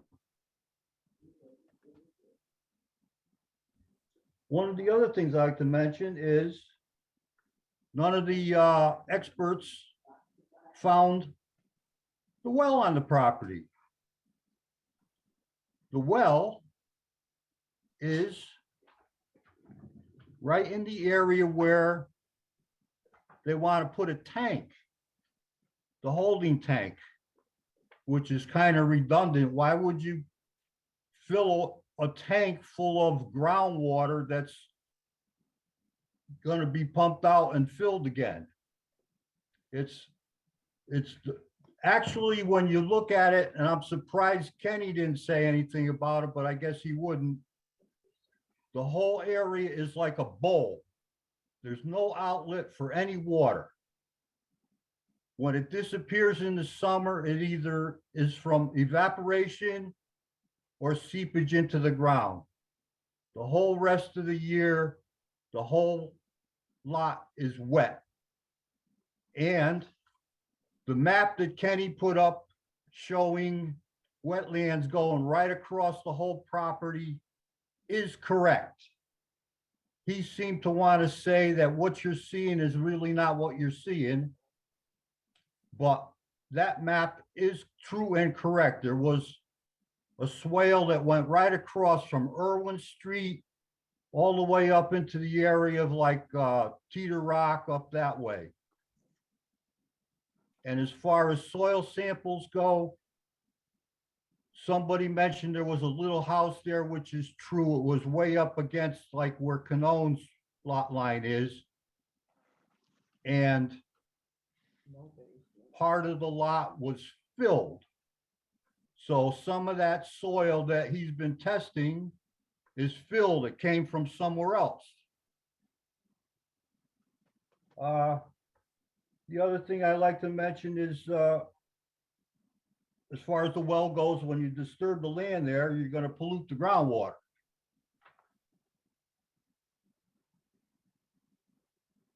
A lot of the surrounding properties have sump pumps, as I do. It's too wet. You know, I mean, you got to look at it realistically. It's unfeasible. It's an unbuildable piece of land. It's just too wet. Unless you put a house on pontoons or pylons, you're going to have water all the time. And some of the test holes that have been dug, obviously they did it in the middle of the summer when the water table is down. But this time of year will probably give you a truer picture of groundwater levels and how wet that land really is. And just to clear up a couple of things I guess people have mentioned in the past, the little house that has been talked about, it was a 2-room cottage that was all caving in, was on a slab. The well I mentioned serviced that house. And there was the house I live in, the people that were here had a brother who lived in that little house. They were related. 50 years ago. And there was another commissioner mentioned about a structure or what appeared to be part of a foundation in the middle of the lot.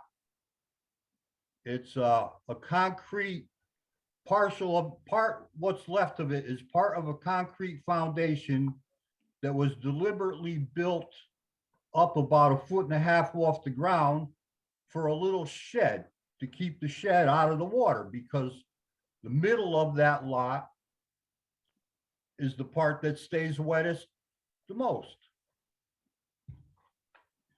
And and the other thing I'd like to mention is setbacks. On the proposed plan, they have 50 feet on Canone's border and less than 50 on Salvy's border.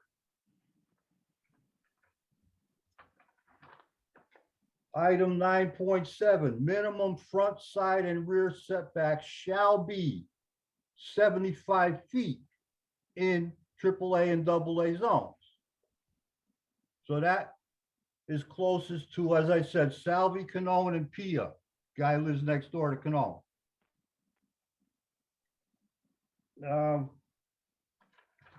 I would say that's about it. What, just in summation, you know, it's just not feasible.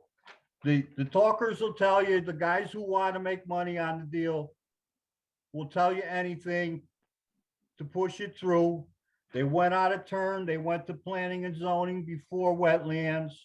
They'll do anything to get what they want. And it's just all in all, it's just not reasonable or feasible for any type of development there. Thank you very much. All right, thank you, sir. Mr. Chin, do we have anybody else? Yes, we have a call-in user. I'll allow them to talk.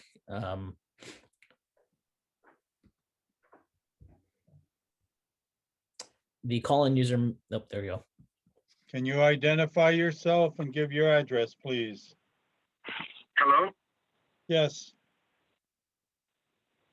We can hear you. Can you give us your name and address? Oh, looks like we lost them. It looked like they were trying to cause trouble. And we have Mr. Salvi again.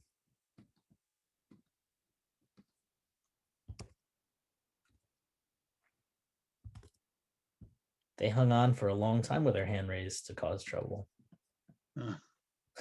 Mr. Salvi, you may speak.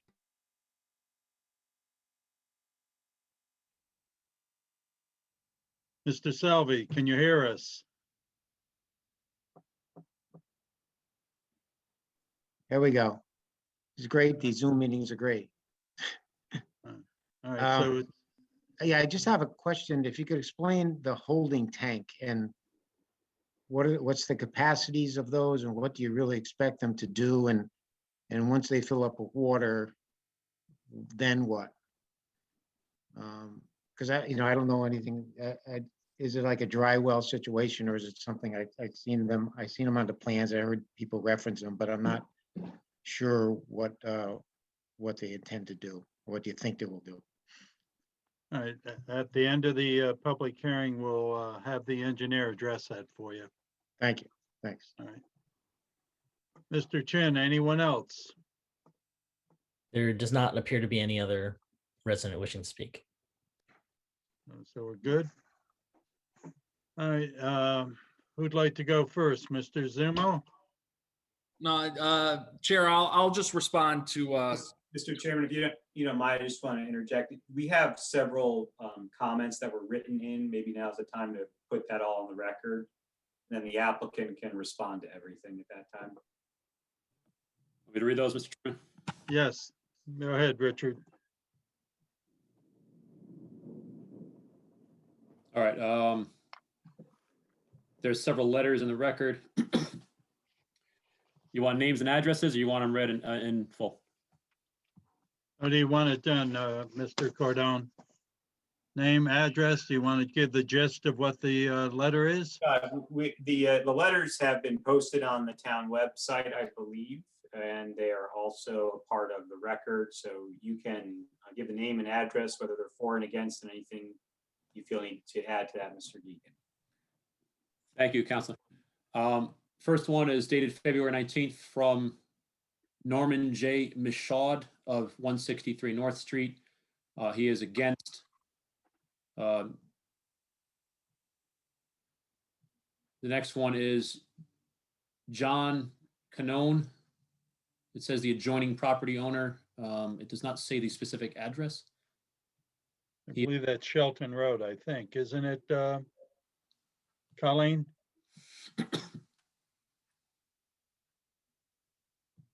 Okay. Mr. Michaud stated that he's 88 years old, doesn't have internet. That's why he's responding to the certified letter via a written letter. He references wetlands, as well as water diversion, the fact that he has a sump pump, he's lived there since 1963, and also references wildlife. He hopes we will consider not approving this building permit. Mr. John J. Canone references conflicting maps. He says our town GIS is absolutely accurate regarding wetlands. He mentions his own personal experiences, as you've seen in the letter. There's also a letter from Mr. Bova to him, advising him of his rights to speak. There's a petition to deny application for building in the new house on 153 North Street. An application has been submitted before Wetlands by Geocoby Construction, property owner John Marini. In Mr. Geocoby's application, he states there will be, quote, no effect on wetland vegetation or wildlife as proposed. However, he is requesting to remove over 30 trees and will build the property a mere 7 to 10 feet from the wetlands. According to the report's statutory stream setback requirements, 99R0478 from the DP, they recommend a 100-foot buffer around inland wetland areas, with many towns enforcing more stringent requirements. We, the undersigned, who are neighboring property owners of 153 North Street, are concerned about the development and loss of more wetland habitat. We are objecting to the desecration and clear cutting of dozens of trees and digging up approximately 2/3 of a beautiful piece of land that is in its present state, offers a habitat for many local wildlife, and also plays a key role as a wildlife corridor to neighboring stretches of forest. Signed by the following: Norman Michaud of 163 North Street, James Sonaris of 406 Irwin Street, Mary Marr of 115 North Street, George and Betty Cinco of 151 North Street, Robert and Cornelius Salvi, 135 North Street. Forgive me, I can't read this name, but I believe it's Deepak Roy. Forgive me if I said that wrong. 129 North Street, Kay Durand of 155 North Street, and Jay and Stephanie Canone of 273 Shelton Road. There's also an additional letter from Jay Canone speaking about,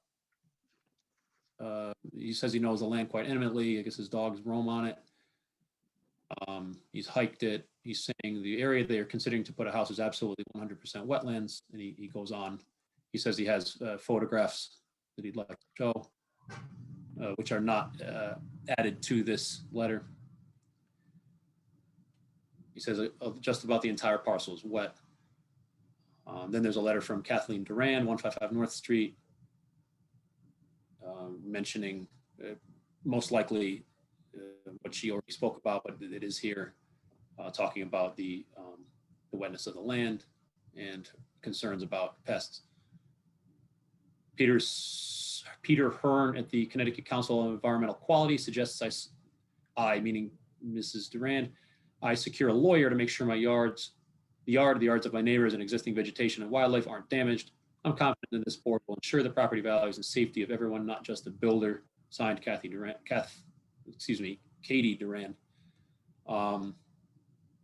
That appears to be all the letters, Mr. Chairman. All right, thank you. Thank you, Attorney Cordone. Attorney Russo, you wanted to comment? Yes, Chair, if I could just respond to some of these comments, I'll try to go through them all. First, if I can share just try to share the site plan here.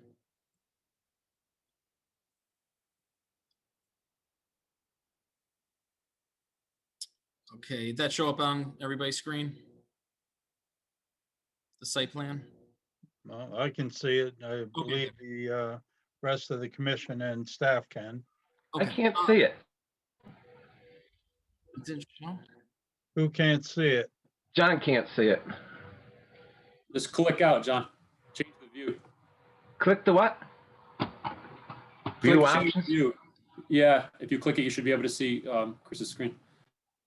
And zoom out or fit to window, 50% size.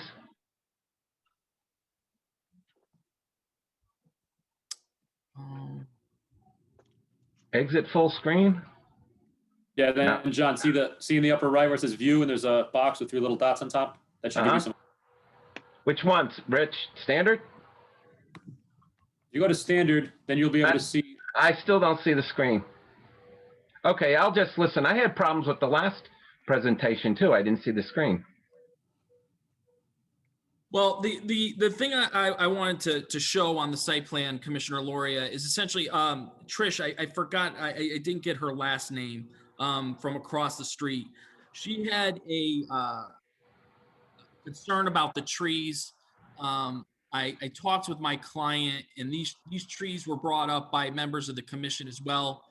To the it's the west. To the west of the proposed dwelling, there is an 8-inch maple, a 10-inch beech, an 18-inch beech, and a 16-inch maple that we have marked for removal. We would agree as a condition of approval to not remove those trees. And, you know, we feel, I mean, there's all the trees behind Mr. Rand's property. We do not have slated to be removed. I think she was looking at a prior plan that had been submitted, and we had revised since a previous hearing to lessen the number of trees that were to be removed. That's why this plan doesn't show any trees in this area behind Mrs. Durand to be removed.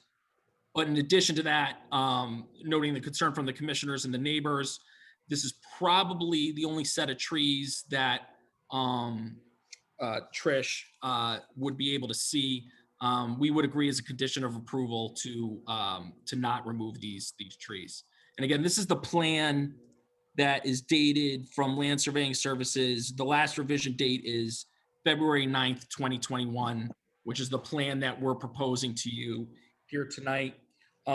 She also talked about the structure that was there previously. I'm not sure if she's aware, but there was a single family dwelling that was here. There was a demo permit that was pulled for it back in '78.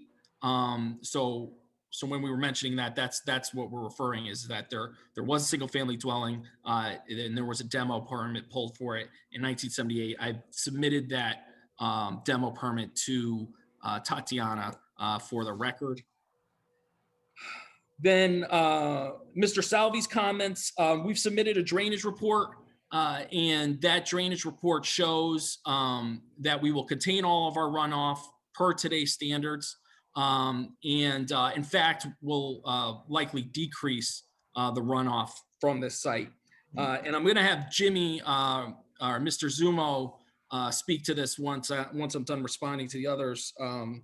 But we're actually lower in elevation than Mr. Rand's property, Mr. and Mrs. Cinco's property, and Mr. Salvi's property, Mr. and Mrs. Salvi's property.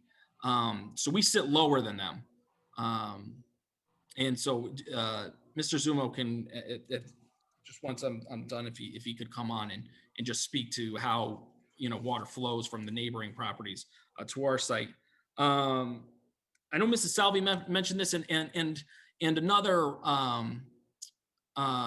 in one of the letters it was mentioned regarding how the neighbors have enjoyed that this piece hasn't been developed. And I appreciate one of them was walking the dog on the property, is trespassing on the property. And I appreciate that. And and I'm sure they've enjoyed it. But this is private property and my client and the owner are looking to develop it in accordance with the zoning approval and then hopefully with your approval as well.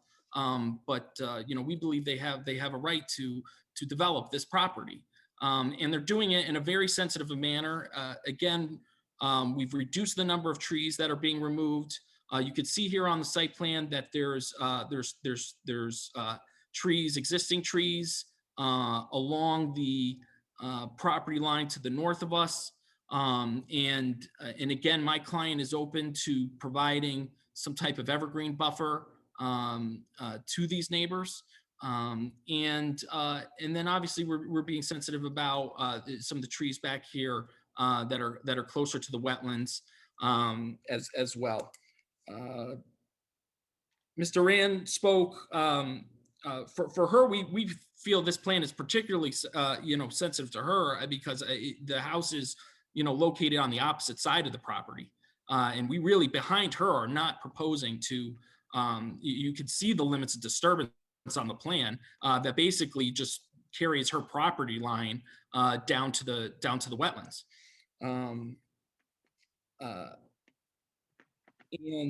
it goes without saying, I know the commission knows this, but just to state it for the members of the public who were talking about it, we would accept a condition of approval that we would satisfy the comments of engineering. And that, you know, that's generally, that's a condition on every approval, and we certainly would, you know, that would be a condition to our approval to satisfy all of engineering's comments. Mr. Cinco, again, you know, and this was the reason I spoke at the beginning regarding the zoning issues, and I know Attorney Cordone has looked at this. The zoning office has looked at this. That from a zoning perspective, we're satisfied with them, and they signed off on our building permit. Mr. Cinco uses our property to drive onto. We don't use his. And so, I mean, from a zoning perspective, this has been looked at, and they have signed off on the building permit. He mentioned the town GIS. I would just say, and Mr. Kenny spoke to this, you know, he actually field sites these wetlands, and he goes out and actually, you know, inspects the property. They've done it twice at different times of the year. Plus the information that we have from the test holes that was done last year. So you know, which is not the town GIS map. You know, that is not from field sighting. And he mentioned the fact that, and a lot of these neighbors have mentioned the fact that they need to use pumps to for their basements. And one of the benefits with this proposal is we could build to today's code, and you know, in that discussion with Commissioner Pooley, you know, we have the ability to raise this house and make sure that that's something that we don't need to do. So that's one of the benefits, is that while our neighbors, you know, have to rely on pumps, and many of their houses were built 100 years ago, this will be a new dwelling. It could be raised to the height that, you know, so we have the room there to be able to raise, you know, raise our elevation there and make sure we avoid that.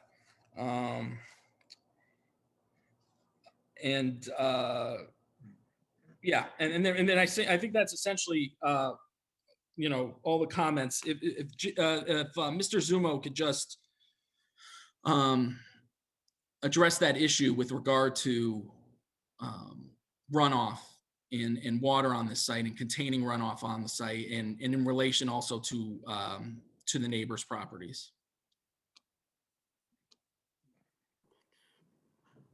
James Zumo. Chris, you can leave your screen up if you'd like. That's fine.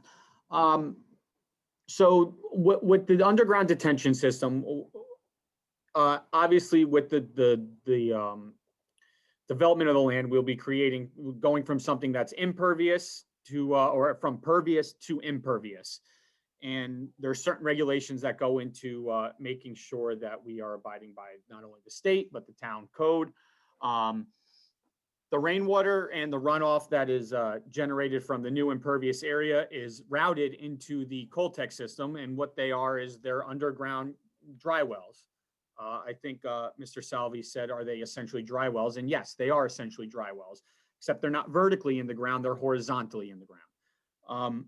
When those fill up, the purpose of the level spreader is to provide an outlet for the overflow of the system.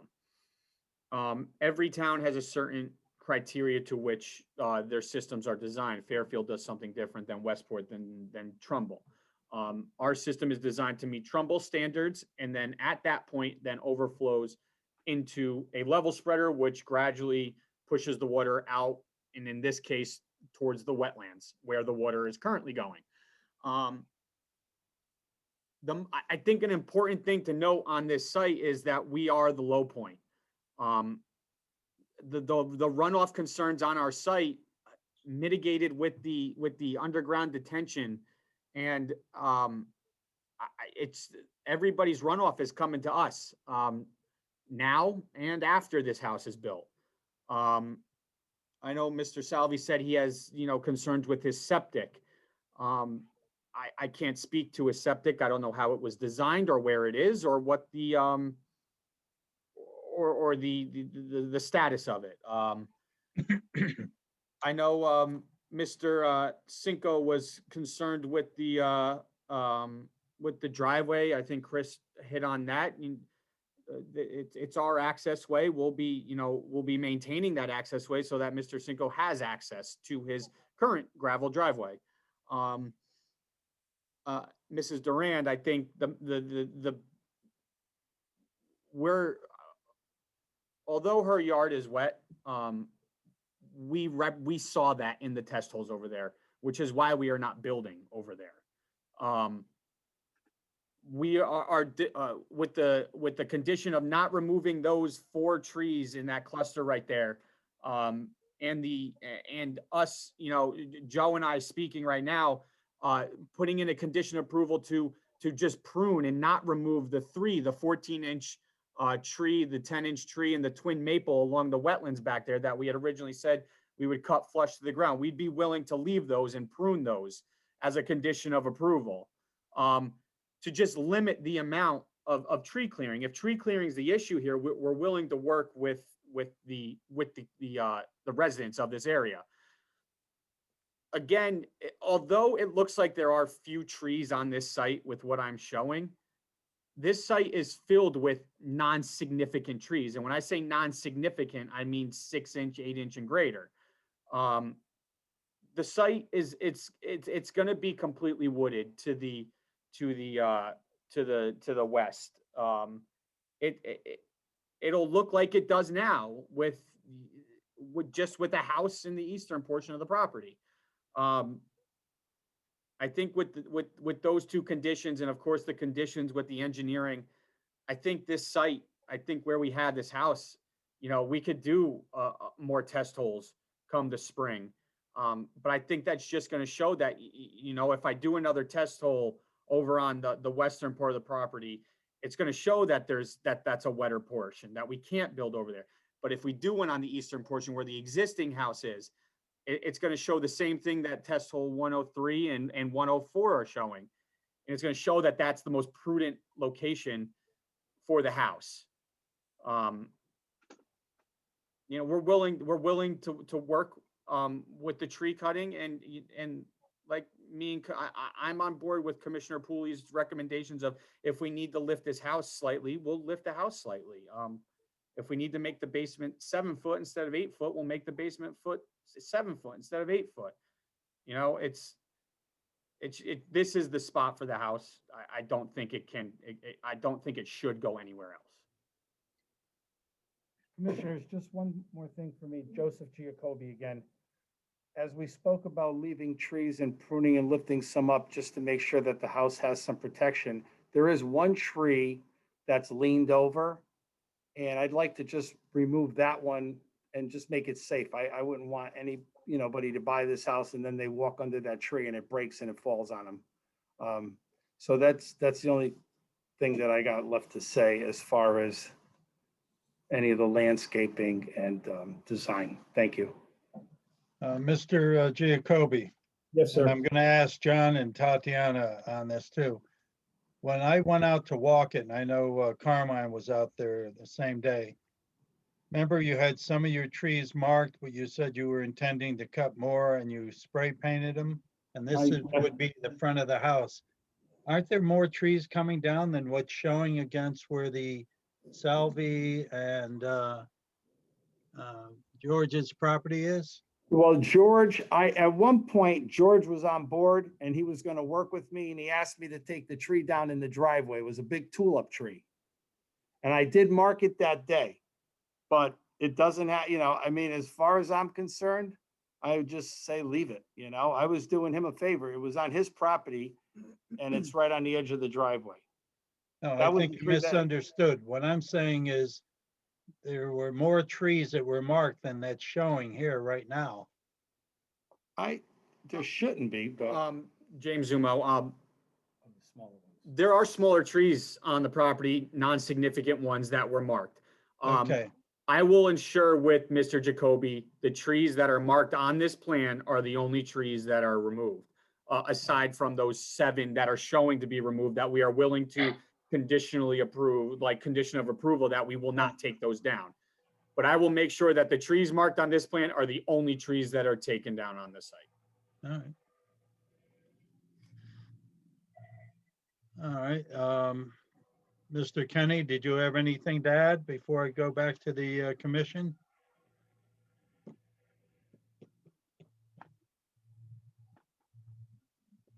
Did Bill go out and take a coffee break? I'm trying to find him. He's there. He's just, I think he's trying to unmute. Or is he all set? He might be all set. Oh, he's good. He's good. I see the thumbs up. Good. Yeah. All right, at this point, I'd like to go to Tatiana and have her give her comments and thoughts. Yeah, so like I mentioned before, we have a few outstanding comments, so we'll work with the applicant on addressing those before any building permits are issued. And I'm looking for revised plans as we discussed before, but otherwise no new comments from me. Okay, I think one of the things we have to point out is engineering has to make sure that stormwater is handled, and if it isn't, you don't give your approval. So that's their main thing to look at, so that we don't hopefully create any issues for the neighbors in the future. So, Absolutely. all right, I'm looking, Mr. Marr, it's a pleasure to have you back. You have any comments? Yes, I'd just like to comment. I believe Laura Pooley's comment about raising the house is a very valid one. I think that the applicant should consider strongly about either taking away the basement or raising the house significantly to get it out of the water.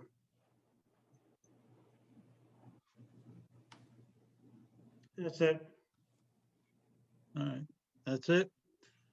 Okay, I'm looking, any commissioners wish to go ahead, David? To the commission or to the chair, to speak to the neighbor's comment, Ms. Durand, the plantings, I'm a registered landscape architect in the state of Connecticut.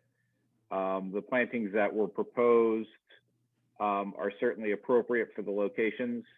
While the hydrangeas do tend to be a more ornamental species, they do provide a lot of wildlife value.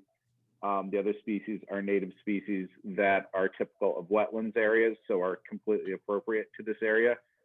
Also, just to the applicants, I have a lot of respect for Mr. Geocoby and Mr. Kenny, and I think they both do an excellent job at what they do. What I'm struggling with on this application is the fact that we are dealing with a lot that otherwise wouldn't be approved in today's conditions. In today's environment, this isn't a valid lot. As the neighbor pointed out with his planning and zoning comments, that it doesn't meet certain regulations. It exists through variances that were granted 50 years ago. It's not in that wetlands issue. And that's what I'm struggling with, is that, this is something that we're stuck with and having to approve or not approve. So those are my comments. Commissioner Verespi, can I ask a question on that? Sure.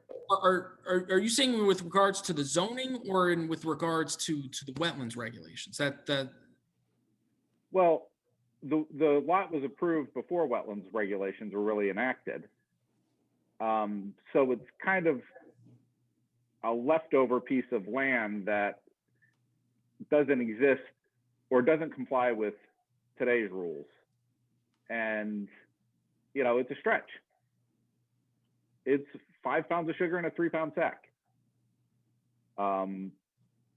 It's very tight. What is the square footage of this footprint, Mr. Russo? 1 acre lot. He probably has it.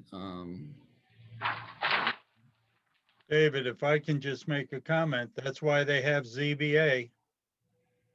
Sometimes we've, You can have a 20-foot setback and they allow it to be built 8, feet if there's a hardship. So, Just, Yeah, non-conforming lot that it is what it is. So it is what it is. And we're stuck with a hard situation is what we're stuck with. We're stuck with a very hard situation. Yeah, my only response to that is that one, there's an application that's pending now that, is an application that we got variances on that we're coming before for a subdivision. And, it's something maybe somebody won't build on for a while, but those are variances and they run with the land just the same as these ones did. I believe, actually, Chair would probably be the best person to answer this, but I believe the Wetlands Commission was created in '74. April 13, 1974. So, all right, I had that right. So, and so We got the history book here. I wasn't even a thought. I have no life. 74 too. Actually, I don't think my parents were married then. But yeah, so, I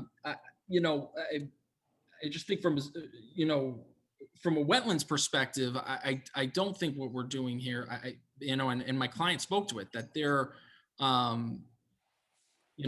there's projects that he's done within the regulated area like this, some with septic, and this one has the benefit that we can connect to sewer. So I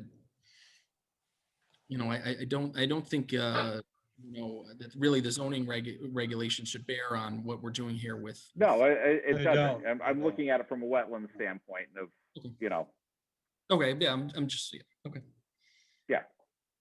No, I hear you, Chris. thank you. Okay, any other comments?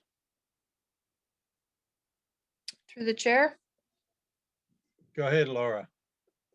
could I make a comment about the drainage and how that's being all collected into one system? I don't know if the applicant considered keeping the driveway area separate from the roof runoff and maybe putting the runoff from the driveway, if they just ran it straight back, so that you don't have all the driveway runoff going, it's far enough, it's down gradient from Salvia's property, but still it'd be a lesser amount of stormwater all being collected in that one area, and being piped, maybe discharged. Or they could put the underground system, maybe where that stockpile area is located, around that area there somewhere, or just off the driveway with the high level, with the discharge, where the stockpile would be, into the wetland. So there would be 2 points of discharge for stormwater.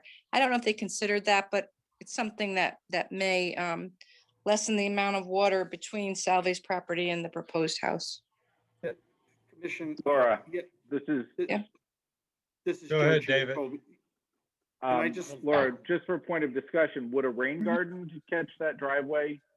Would that be appropriate back there as opposed to sinking everything? Yeah, yep. If they could design it, yeah, then anything's possible, yeah. Yep. Biofiltration swale, something. So they Yeah. should, maybe they this can is Joe. consider that as well, anyway. Some LID improvements. Yep, green infrastructure. I have no problem putting a separate unit for the driveway in that catch basin back there and leading it toward the side of that house, being there's no garage or no cellar there at that point neither. It's just a slab, you know what I mean, as far as the garage. So that's Right. that's the side you're talking about, correct? Yes, yeah. Yeah, that's not a problem. Okay. James Zumo again. I do have to address engineering's comments, and I will be talking with the design engineer and everything with the system. So that will be something I bring up, and yeah, absolutely, we'll look into that. That's for sure. Okay, good, thank you. All right, thank you, Laura. All right, Chair, just to add some detail because we keep saying out there that we can raise the house, just so the commission understands. With what the house we're proposing now, we're 5 feet under the zoning regulations for height. So we have 5 feet to give there. And then, if we shrunk the basement by a foot, we have 6 feet. So we have a lot of room, depending on what the test holes show in the future. I think we can accommodate what Commissioner Pooley was saying. All right, thank you, Attorney. John, I saw you, you wanted to speak? No, I was just thinking of a suggestion. You could also put blocks on top of your 8-foot walls if you want to set your footings even lower. If you run into a water problem, right? That could be another way of raising your house. And I've been listening to everything, and for the demarcation of the wetlands, I think we should use the boulders so they don't move away. And I don't have any other questions. All right. Okay, is there anyone else? All right, so let's see, I guess what we'll do is we'll go to our work session, but I believe Attorney Cordone, we're going to continue this to our next meeting because of the items that have to be worked on with Tatiana yet. What are your thoughts? That's a decision for the commission to make. If we need to receive additional information, then you need to continue the hearing so that the public would have an opportunity to respond to any changes to the plans. I don't know if, I mean, certain items like the engineering comments are often a condition of approval, but if there are revisions to the plans or I can't speak to the level of the changes that are being requested tonight. That's a decision for the commission to make. Hey, Tatiana, what are your thoughts? It's going to fall on you, you know how much you've got to. Well, Mr. Chairman, it's not fair for Tatiana to make that decision. And honestly, the commission needs to decide whether the requests being made tonight by the applicant are altering the plans to a point that it needs to be, we need to continue the hearing to keep it open so that there could be additional comment on it. Right. It depends what you want tonight. No, my thoughts are she's the one that's got to determine the stormwater drainage, which is the most important aspect of this. And I know different things have been brought up by Laura and, the house being raised and a slab and all that, and that's all got to be discussed yet between you and Mr. Zumo. What are your thoughts? So the discussion that we just had regarding splitting the runoff, if the commission wishes to see that alternative, that's up to you. We're happy to review the revised plan in-house as long as the limits of disturbance are not altered. So again, it's up to you, like Attorney Cordone said. All right, and then what about the issue about the vernal pool? So yes, that was a question. We unfortunately can't receive a definite answer from what Mr. Kenny said because it's not a season to sample for those amphibians that breed in vernal pools. So I mean, and maybe Mr. Kenny can comment when it would be appropriate to sample, how long it might take, and whether it's necessary for the commission to confirm a vernal pool or not. My thoughts, could it be something done with a condition that come spring, he would go out, and if it is determined to be such that it could be somehow marked off via fence or plantings or something?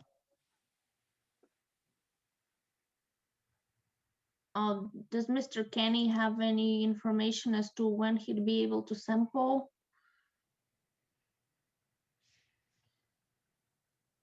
As I'm told, March and April is when you generally can start, right? Correct. This is Bill Kenny. Right. So is that something that could be done if, let's say, we do approve this, that it could be a condition that you have to come out, and if in your findings, you do find that to be a vernal pool, that we could, mark it in such a way that it would be protected? Yes. All right. To the chair. Go ahead, This is David. Mr. Varespi. I think the point of if it was a vernal pool, the only way to protect it would be to prevent development. So I don't know if just demarcating it or marking it off would have any real effect in protecting that sort of habitat from negative impacts. Well, the issue though, David, is it's away from the house. It's over on, let's see, would be across from where Mrs. Duran's property is. And I don't know if you can see the plan, but where it drops down. So that's where we saw it. So it would be far enough away from the house and the driveway and all that, that I feel to be protected. So that's To me, I think there's a couple questions. One is, does the commission want to see any reasonable and prudent alternatives to this plan? Two would be, do we want to see some, like Campulia brought up, with splitting the drainage and possibly doing like a rain garden or implementing some LID improvements, which would, reduce the impact of the drainage on the property. And then three, if we want to research if this is actually a vernal pool, as it would have any negative impact. This development have any negative impact on that? Mr. Chairman, any of those items would require the public hearing to be continued so that the commission could receive that additional information. The public could have a right to comment on it. So if the commission is inclined to do any of those items, the recommendation would be to continue this, to keep the hearing open until next month. Through the chair, Go ahead, John. I can't see why we can't do number 2, the LID improvements, without going back to a public hearing. Where that would be just talking about putting in another detention system in there. It would only be enhancements. So I don't understand that reasoning, Jim. No, that could be handled by Tatiana and by Bill. I agree with you on that. Yeah, I wouldn't see you having to come back. We could make that decision tonight. That's what I think. That's fine then. That's what the commission determines. That's fine. All right, let's do a quick straw poll. Mark, what are your thoughts? I think that there's enough information that we still require that was brought up during the meeting this evening. We even talked about the alternates, no basement. I mean, those are things I think that there's enough basis to keep the public hearing open until next month. All right. Carmine,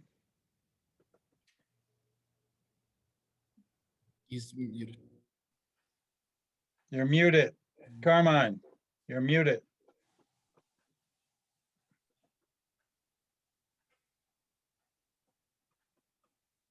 I agree along the lines with Mark. I definitely would like to see at least one more test pit. And if all that information has to be divulged to the public, then we need to keep the public hearing open. All right, thank you. David? I think I agree with Commissioner McKeel and Commissioner DeFeo that there is information here that will be of interest to the public and should be part of the public record. All right, thank you. Tony? Yeah, I'm inclined to agree with the prior three committee. Well, delineate what exactly we're looking for, because I know there was talk about drainage, there was talk about trees, we were talking about boulders, so we need a list of the things that we still want to clarify here. So what you're saying too is all plans would have to be revised to show exactly what is going to be done too, as for the next meeting. So what trees would be kept and all that. All right. Richard? In accordance with section 10.2, the commission does reserve the right to request reasonable, feasible, and prudent alternatives. I think it's the opinion of several commissioners that we would request the applicant supply those alternatives. One of them was mentioned before, was the potential for a home without a basement.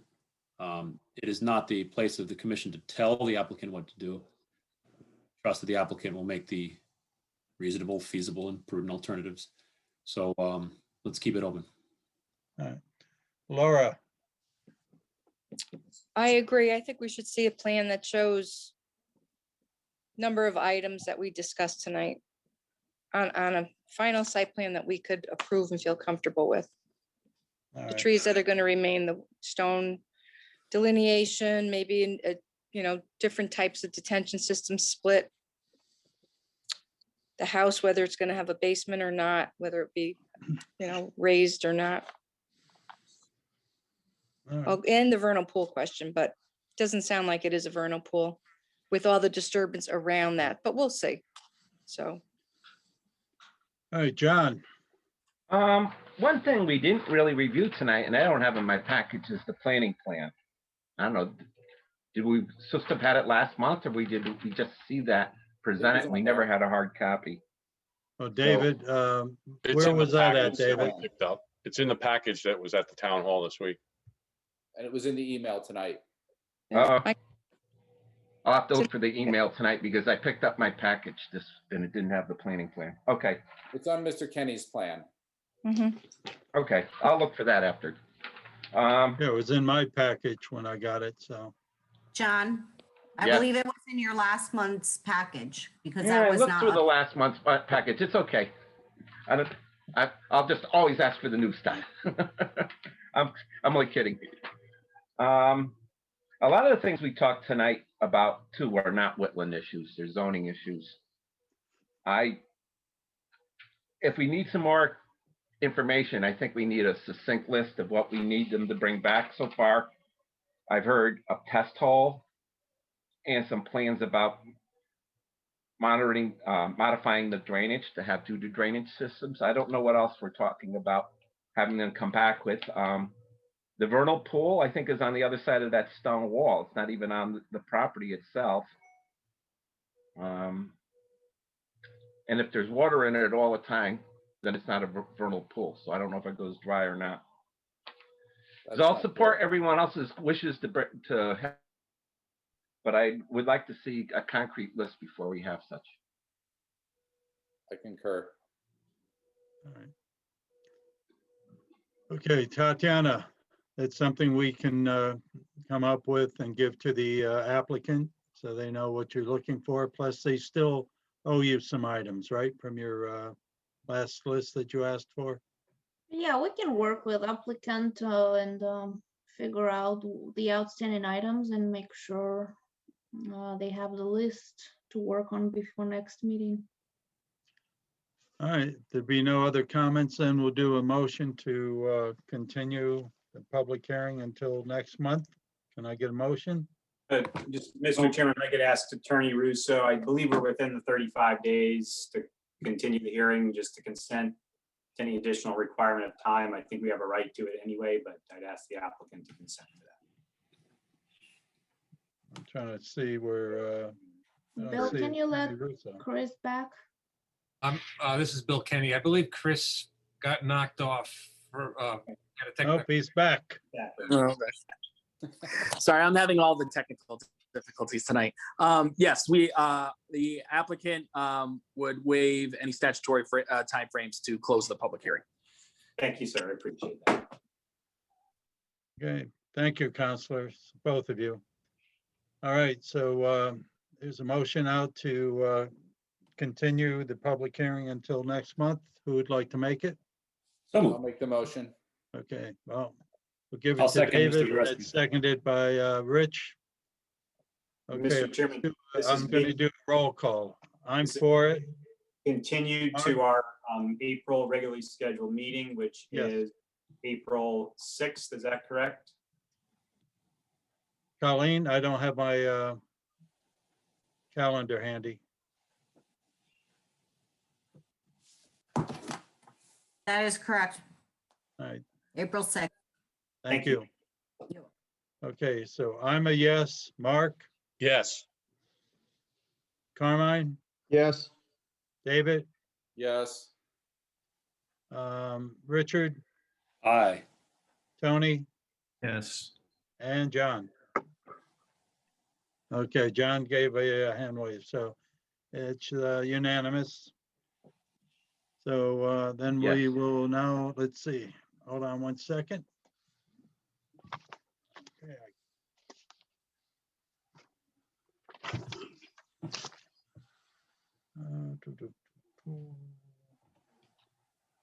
All right, so I guess we'll go to minutes. Through the chair, I reviewed the minutes of the February 2021 regular meeting, found them to be in their usual order. And as a result, make a motion to approve. Okay, who would like to second? Okay, Mark is seconding by raise of hands. Aye. Okay, it's unanimously approved. Okay, field inspections. We have to walk Chatham and we have to walk Sycamore. I talked to Tatiana and refresh me, is it the 14th or the 15th, the Friday of this month that you wanted to do it? So the next Friday will be the 12th. So, Which one's Chatham? Yeah. No, Sycamore and Hampton. Oh, Hampton. I'm sorry, I'm looking at something else here. You think that would give give them enough time? You said they flagged Sycamore already, right? Sycamore, we can definitely walk. I'm not aware of Hampton. We may schedule it for the week after, so that's Monday the 15th through Friday the 19th. Didn't Chris Russo at the beginning of the meeting say they were ready? For Sycamore, yes, that's correct. I don't think they have any flags up in Hampton. Oh, okay. Yeah. Can Did we they get a request? soil scientist in there in the snow? Yes. Most of the snow is gone anyway. Through All the right, so chair, go ahead, Richard. Carmine. as when it comes to Sycamore, I walked it last week and I have a concern that there are no silk fences behind the dirt pile that's in the middle of the paper street leading back towards those wetlands in the back. All right, perhaps we could get Mr. Bova to go out and check that out for us. Yes, I'll take a ride out there. All right. You said that was in the back of the property by the paper street? Yeah, when you come in, when you drive in through that paper street, there's a big dirt pile right in front of you, and behind it, that drops off down to the wetland, that stream in the back, and I did not see any type of fencing. Okay. I was also, I'll take a look. while we're talking about that property, all that concrete pipe that was piled in the back, did you see that where the boat is too? There's a boat. The boat's still there? The boat is still there on the And eastern. there's a pile of concrete pipes, big pile. I think those concrete pipes have to get out of there. It's drainage pipe, but I don't know if that's really a problem. No, we'll check it when we do It's our. gonna be in someone's backyard after they put the house in, and they're never gonna get it back out of there again. Through the chair. Yes, Richard. Also, I like Commissioner DeFeo, I also inspected the property, and I've been on that property, as all have, many times since one of the first applications that I heard in 2009, when I was a young troublemaker as opposed to the older troublemaker I am today.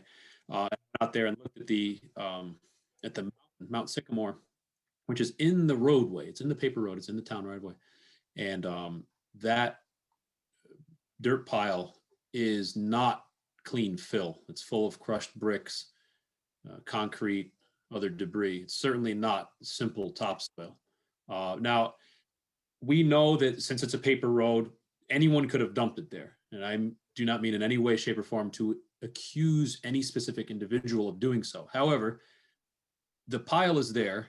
It's on the town right of way, and it's in the way of any further construction. Someone has to get rid of it. Clearly, it's not suitable fill for filling and construction because of the strange array of non-topsoil that's in it. Anyone can see it just by looking at the front. You can fill in with bricks and things like that. When I built my house, you should see the stuff I put around the foundation. Yeah, but do we know this? I'd love to know, since we don't know the source. Here's the catch. Since we don't know who put it there, no one couldn't do it. No one can attest to the contents of it. If someone were to claim that they put it there, hey, now we know where it is and we know where the source is. So since we don't know, we have no way of, without testing it or inspecting it with some professional, I'm just a random person looking at it and seeing, hey, this is not all topsoil. I would love to know the professional opinion of what to do with that mountain and the boat, that abandoned vessel that's been sitting there. I mean, come on, somebody owns it, right? Or is it truly abandoned? But what concerns me the most is dumping in a street. That's no different than dumping a mountain in the middle of Main Street. It is a public road. And the problem with that is who's going to clean debris off a public road? They might say, well, I didn't put it there and it's not my property. It creates a very interesting situation of who's going to get rid of it. If it is a paper road, would that be the jurisdiction of Public Works and they could or should remove it? On whose dime? Well, let's do this. Jim will go out, he'll take a look at it, take some pictures for me if you would, and get back to me on it, and we'll look, and then we will walk it. When we say the 19th, I go out sometimes before I do that myself, and then I'll walk it again. Is sometimes that's what I did with North Street, is I went out about 10 days before we did the walk, and then I went out the day we were scheduled. So you see different things, with snow, with rain, the whole thing. So Through all the right, chair, so through the go chair, ahead, Laura. regarding that pile of material, word of advice to our town Yes. engineers, I would caution them as to determine what's in it and maybe hire an LEP to test it before it's moved and try to find the source of it. Because if you don't know the source, you don't know what's in it. Yep. And you start moving something around like that, that could have potential contamination in it. It's not a good thing. And I would advise and suggest that they do get the right professionals to evaluate it and spend whatever it may take. Get it tested. All right. Get it tested before it's touched. Yeah. 12 years. Through the chair, it's Mark McKeel. Go ahead, Mark. Laura, it sounds like you've had some experience with that. Let's not go there, Mark. No, I think another concern with that property is, and I think we have a correspondence on it about, is a lot of this stuff going to get moved over to lot 3, which is, something that we have to be pretty concise on, that we don't allow that to happen to. Because if I recall, same as Commissioner Deacon, I've walked that 4, 5, 6 times. That's the closest lot to the wetlands too. So. Yep. All right, well, as I said, we'll schedule it technically for the 19th, but I know I'm going to go out earlier myself, so. Let's see. Colleen, any correspondence? Nope. No, we're good. And we have anything else that rightfully will come before the Chair. commission? We're good. I can't We see have a that hand punch if I list go for like North- this. What do you want, Mr. Verespi? During another public hearing in a different department, there was some maps brought up that showed some disturbance behind Gates of Heaven Cemetery that appears to be, if you look at our town GIS system, occurring within the wetlands limit lines. There's a large stockpile area. I'm curious if that is a permitted activity. Is that something that has come before this commission in the past, or is that something that this commission should be taking a look at and authorizing and making legit? Oh, it hasn't come before. Well, John and I have been on, but I know, and I'll be corrected by Mr. Marr, but I believe that's being checked on now by yourself and by Rob from P&Z as to whether it's going to come before our commission. Am I right on that, Mr. Marr? Good. That's correct. They have some plans to be submitted yet. So Is that until it's one submitted, for the we don't know. cemetery and for the cemetery and for the stockpile yard? stockpile yard is owned by a different parcel. It's not part of the cemetery. Okay, so who owns that parcel? The The cemetery. the Catholic diocese. Okay, then they should be talking to us. No, it's two different entities. Two Just different like entities. Sycamore is Two two different different LLCs. entities. No, so. Okay, so. So yes, Is that yes, a violation? if they're within, we ask them, or I ask them to have it flagged and present a development plan. So is it a violate, are they currently in violation? I don't know, because I don't know where the wetlands boundary is there. No, it's still being determined, David. So, Through the all chair. right, Don't want to piss off the go ahead, folks. John. You know, we didn't make that punch list I was talking about for North Street before we closed the meeting. Should we be putting something together, or Do you is have just something Tatiana that you gonna work want that to out? give to Tatiana? I can shout out a few things. A definite, tree plan as to what they intend to cut down. And then I'll toss it over to you, John. We'd like to add the boulders in the back. Take a look at Demarcation. demarcation, yeah, how that would take place. Take a look at a second detention system, if that would be beneficial. We've heard about alternate plans. If they can send in an alternate plan, it's fine, but I don't see, with the waivers they got right now in the area they're going to work with, I don't see how they're going to be able to jockey the house around very much and do anything with that. But if they want the alternate plan, that would be fine. Test holes too. As part of that alternate plan, John, I think we were talking about, a plan with no basement. Mm-hmm. So Or raising the building. That would be a good alternate plan if you wanted to put it that way, with the yeah, I mean, basement 'cause elevation. basically the entire property is in It's 10 wet. feet It's a from the basin. wetlands or in the upland review area. So I think Yeah, it is that's all in the upland review for sure. Oh. But by rotating the house a few degrees this way or that way, it's I wouldn't even bother with it. But some more test pits. Again, we were talking about some more test pits, and that would be on the east side of the house. And then how about, and whether rain gardens would prove to be beneficial? Yeah, that would for be part of drainage? the alternate detention system. I don't know if All right, anyone else Laura? has anything else we missed, because those are the things I heard. Okay. Laura, do you have anything to add? No, I think John covered them all. John covered? Yep. Okay. We missing Nothing with the anything vernal pool else? or anything? We don't need that investigated? Yeah, I have vernal pool on my list. Does the commission want that investigated or not?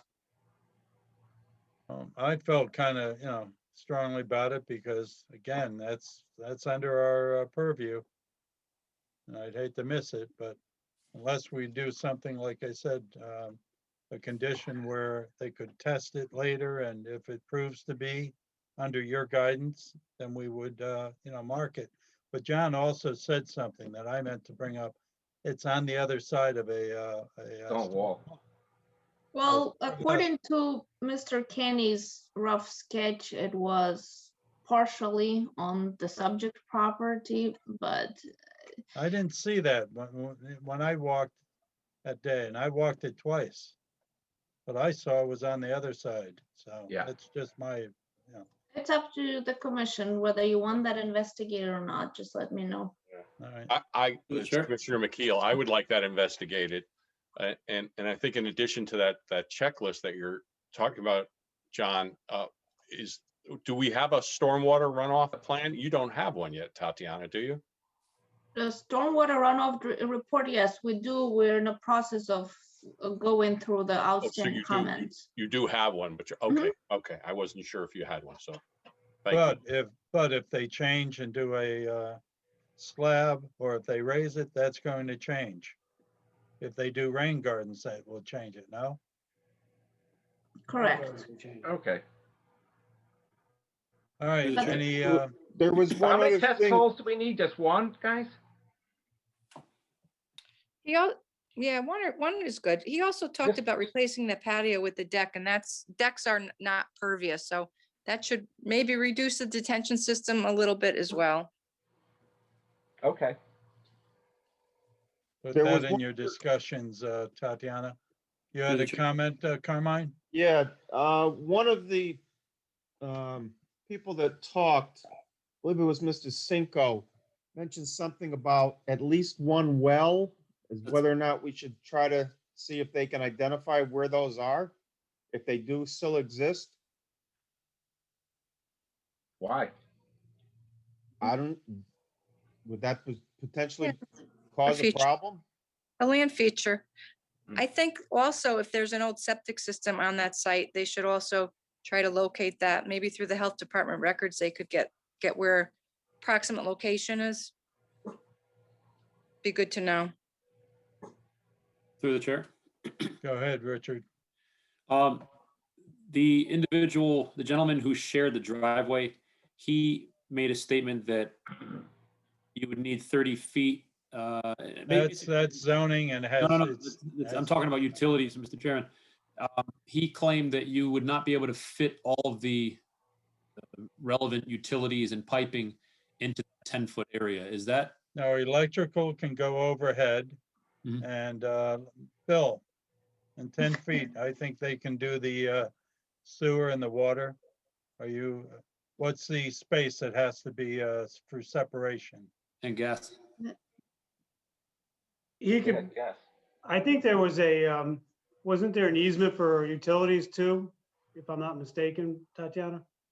It's just the 10-foot driveway that's a part of the property, and that's where they're gonna put the sewer line and water line. I had the discussion with the applicant. They were confident they had enough room to put it in. We have put on our comments that a temporary construction easement from abutting properties may be required. They were very confident that it's not necessary. So would I be safe in assuming that natural gas is not an option for this property? I was gonna say, Well- they're not showing a gas line. The Yeah. driveway is outside of wetland regulated area anyway, so it's up to the applicant to figure out how they put those lines in, and if they need to trespass over neighboring properties, that's between the applicant and the neighbors. Okay, so if there has to be some type of buried oil tank, since they probably are gonna have some trouble using gas, are they gonna have to come back before us to place that tank? If I they don't put it think they would I don't bury think it they bury outside. an oil tank anymore. Yeah, I didn't know they use those things anymore, but regardless, I think it would be figured out at the time of construction, and as long as they stay within approved limits of disturbance, we generally don't make them come back. We did put in our comment letter that the utility pad be shown for future generator. And whatever interior modifications they do, that has no impact on wetlands, as long as the commission is comfortable with the footprint. Okay, because I think everyone in town should have access to a generator. I mean, we've had a lot of weather events. We don't want to preclude anybody from that, but we want to make sure it's included.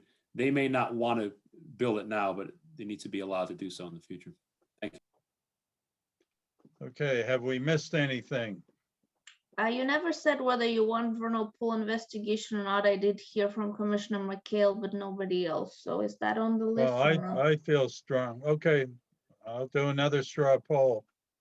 I'm for it, Mark's for it, Carmine, Why not? David, What are we arguing? for vernal pool. Yes. Okay, Tony, I mean, are we arguing whether it's on the property or not? or we no, want it- whether we want it inspected Investigated. and, Yeah, so investigating means is it on the property? Because of the. no, whether it's a Kenny said- vernal pool, no, whether it is an actual vernal pool. Oh, or versus a pond? Difference. Depression. Yeah. Yeah, sure. Put it on the Tony list. brings up a good point, though. That if this pond is not on their property, it's on the other side of the stone wall. Will Bill Kenny need to get permission to go across the stone wall and do samples for No, him? it's not on their property. It's a moot point for us. Yeah, that's what I'm saying. Yeah. So I don't even know if we can ask them to do this No, testing. well, remember I did ask that he actually show that Mr. Chairman, outline on his plan. That's something that's got to be added, Tatiana.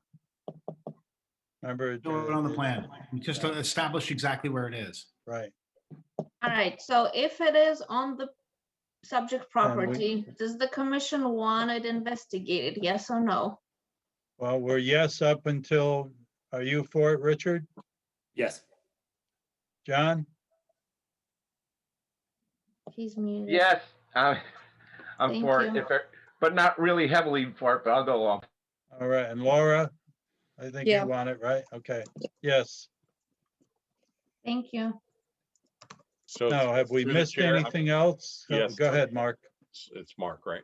So Tatiana, on that list, the trees that they conditionally said that they would be willing to leave or trim, that's something that we're going to ask for on the new plan as well, correct? A definitive Finalized tree removal plan. Yes, Mhm. yes. Yes. Thank you. Because the thing that I didn't understand was where the Salvi property is from the front of that house, because when I went out, I looked, I said, gee, I said, you intend to make this all lawn? And he actually said that to me, but I said, you don't have your trees marked. And that's why he did the orange spray that day. But I mean, even if they're 6 inches, they still should be on that plan. So, I remember that, Richard. I think a lot of those were actually on the Cinco property, but I know there was a couple that he missed over there. so at any rate, we'll get a definitive plan on it and we'll take it from there. So through the chair, Okay. just last question on this, and it's outside of our purview, but the driveway, whose driveway is it? Is it Mr. Cinco's? It belongs to Mr. Geocoby's property. Right now, the neighbor has a easement that allows him to use it to get into where you see his little parking Yes. area is. So, That's what I thought, but during the public comment, something Oh. else was said. So It's thank gonna you. be, if he doesn't get permission to go on anyone's property, he's gonna have to run a backhoe or a chipper or whatever he needs to dig a big ditch. Where's he gonna put all this dirt while he's doing this? He can't pull it up on the banks, can he? no, He's gonna have to be trucking it out somewhere and then trucking it back in. It's gonna be difficult unless he has cooperation from his neighbors. well, That's not our That's problem, his- but it's just no an problem. observation. that's it. So, all right, before we close, any comments from Mr. Cordone? Are we good? Okay, I got the funds. All right, if there be no objection, One last comment. almost there. What, any further update regarding White Plains Road? Didn't hear that. This guy, We have received you know, a we're about draft to of, leave. Like one more Yeah. question. we're working with the applicant. We're in the process of finalizing their permit package. I'm pretty confident you guys will see it in April. And their landscaping plan, the whole thing. So, yeah, we'll be seeing it. Through the So chair, again, one more, it's quick, I promise. go ahead, Um, Richard. Jim, as we spoke last month, I will not be asking you my standard monthly question, but I would humbly request a comprehensive answer to what you know is coming in April. So the last talk I had with Doug, he said he was gonna handle it when permit expires. If it's not gone by then that's when it's gonna become an issue. Yep, and I know he's still got some time on that, so. I think it's March 21st. I think that's when it expires. So Hopefully they do the right thing and comply. So I know where you'll be on March 22nd. So at any rate, that's good. All right. If there be no objection, I move to adjourn. I want to thank all of you. Stay safe. See some of you on the walk. Thank you. Thank you. We are officially adjourned.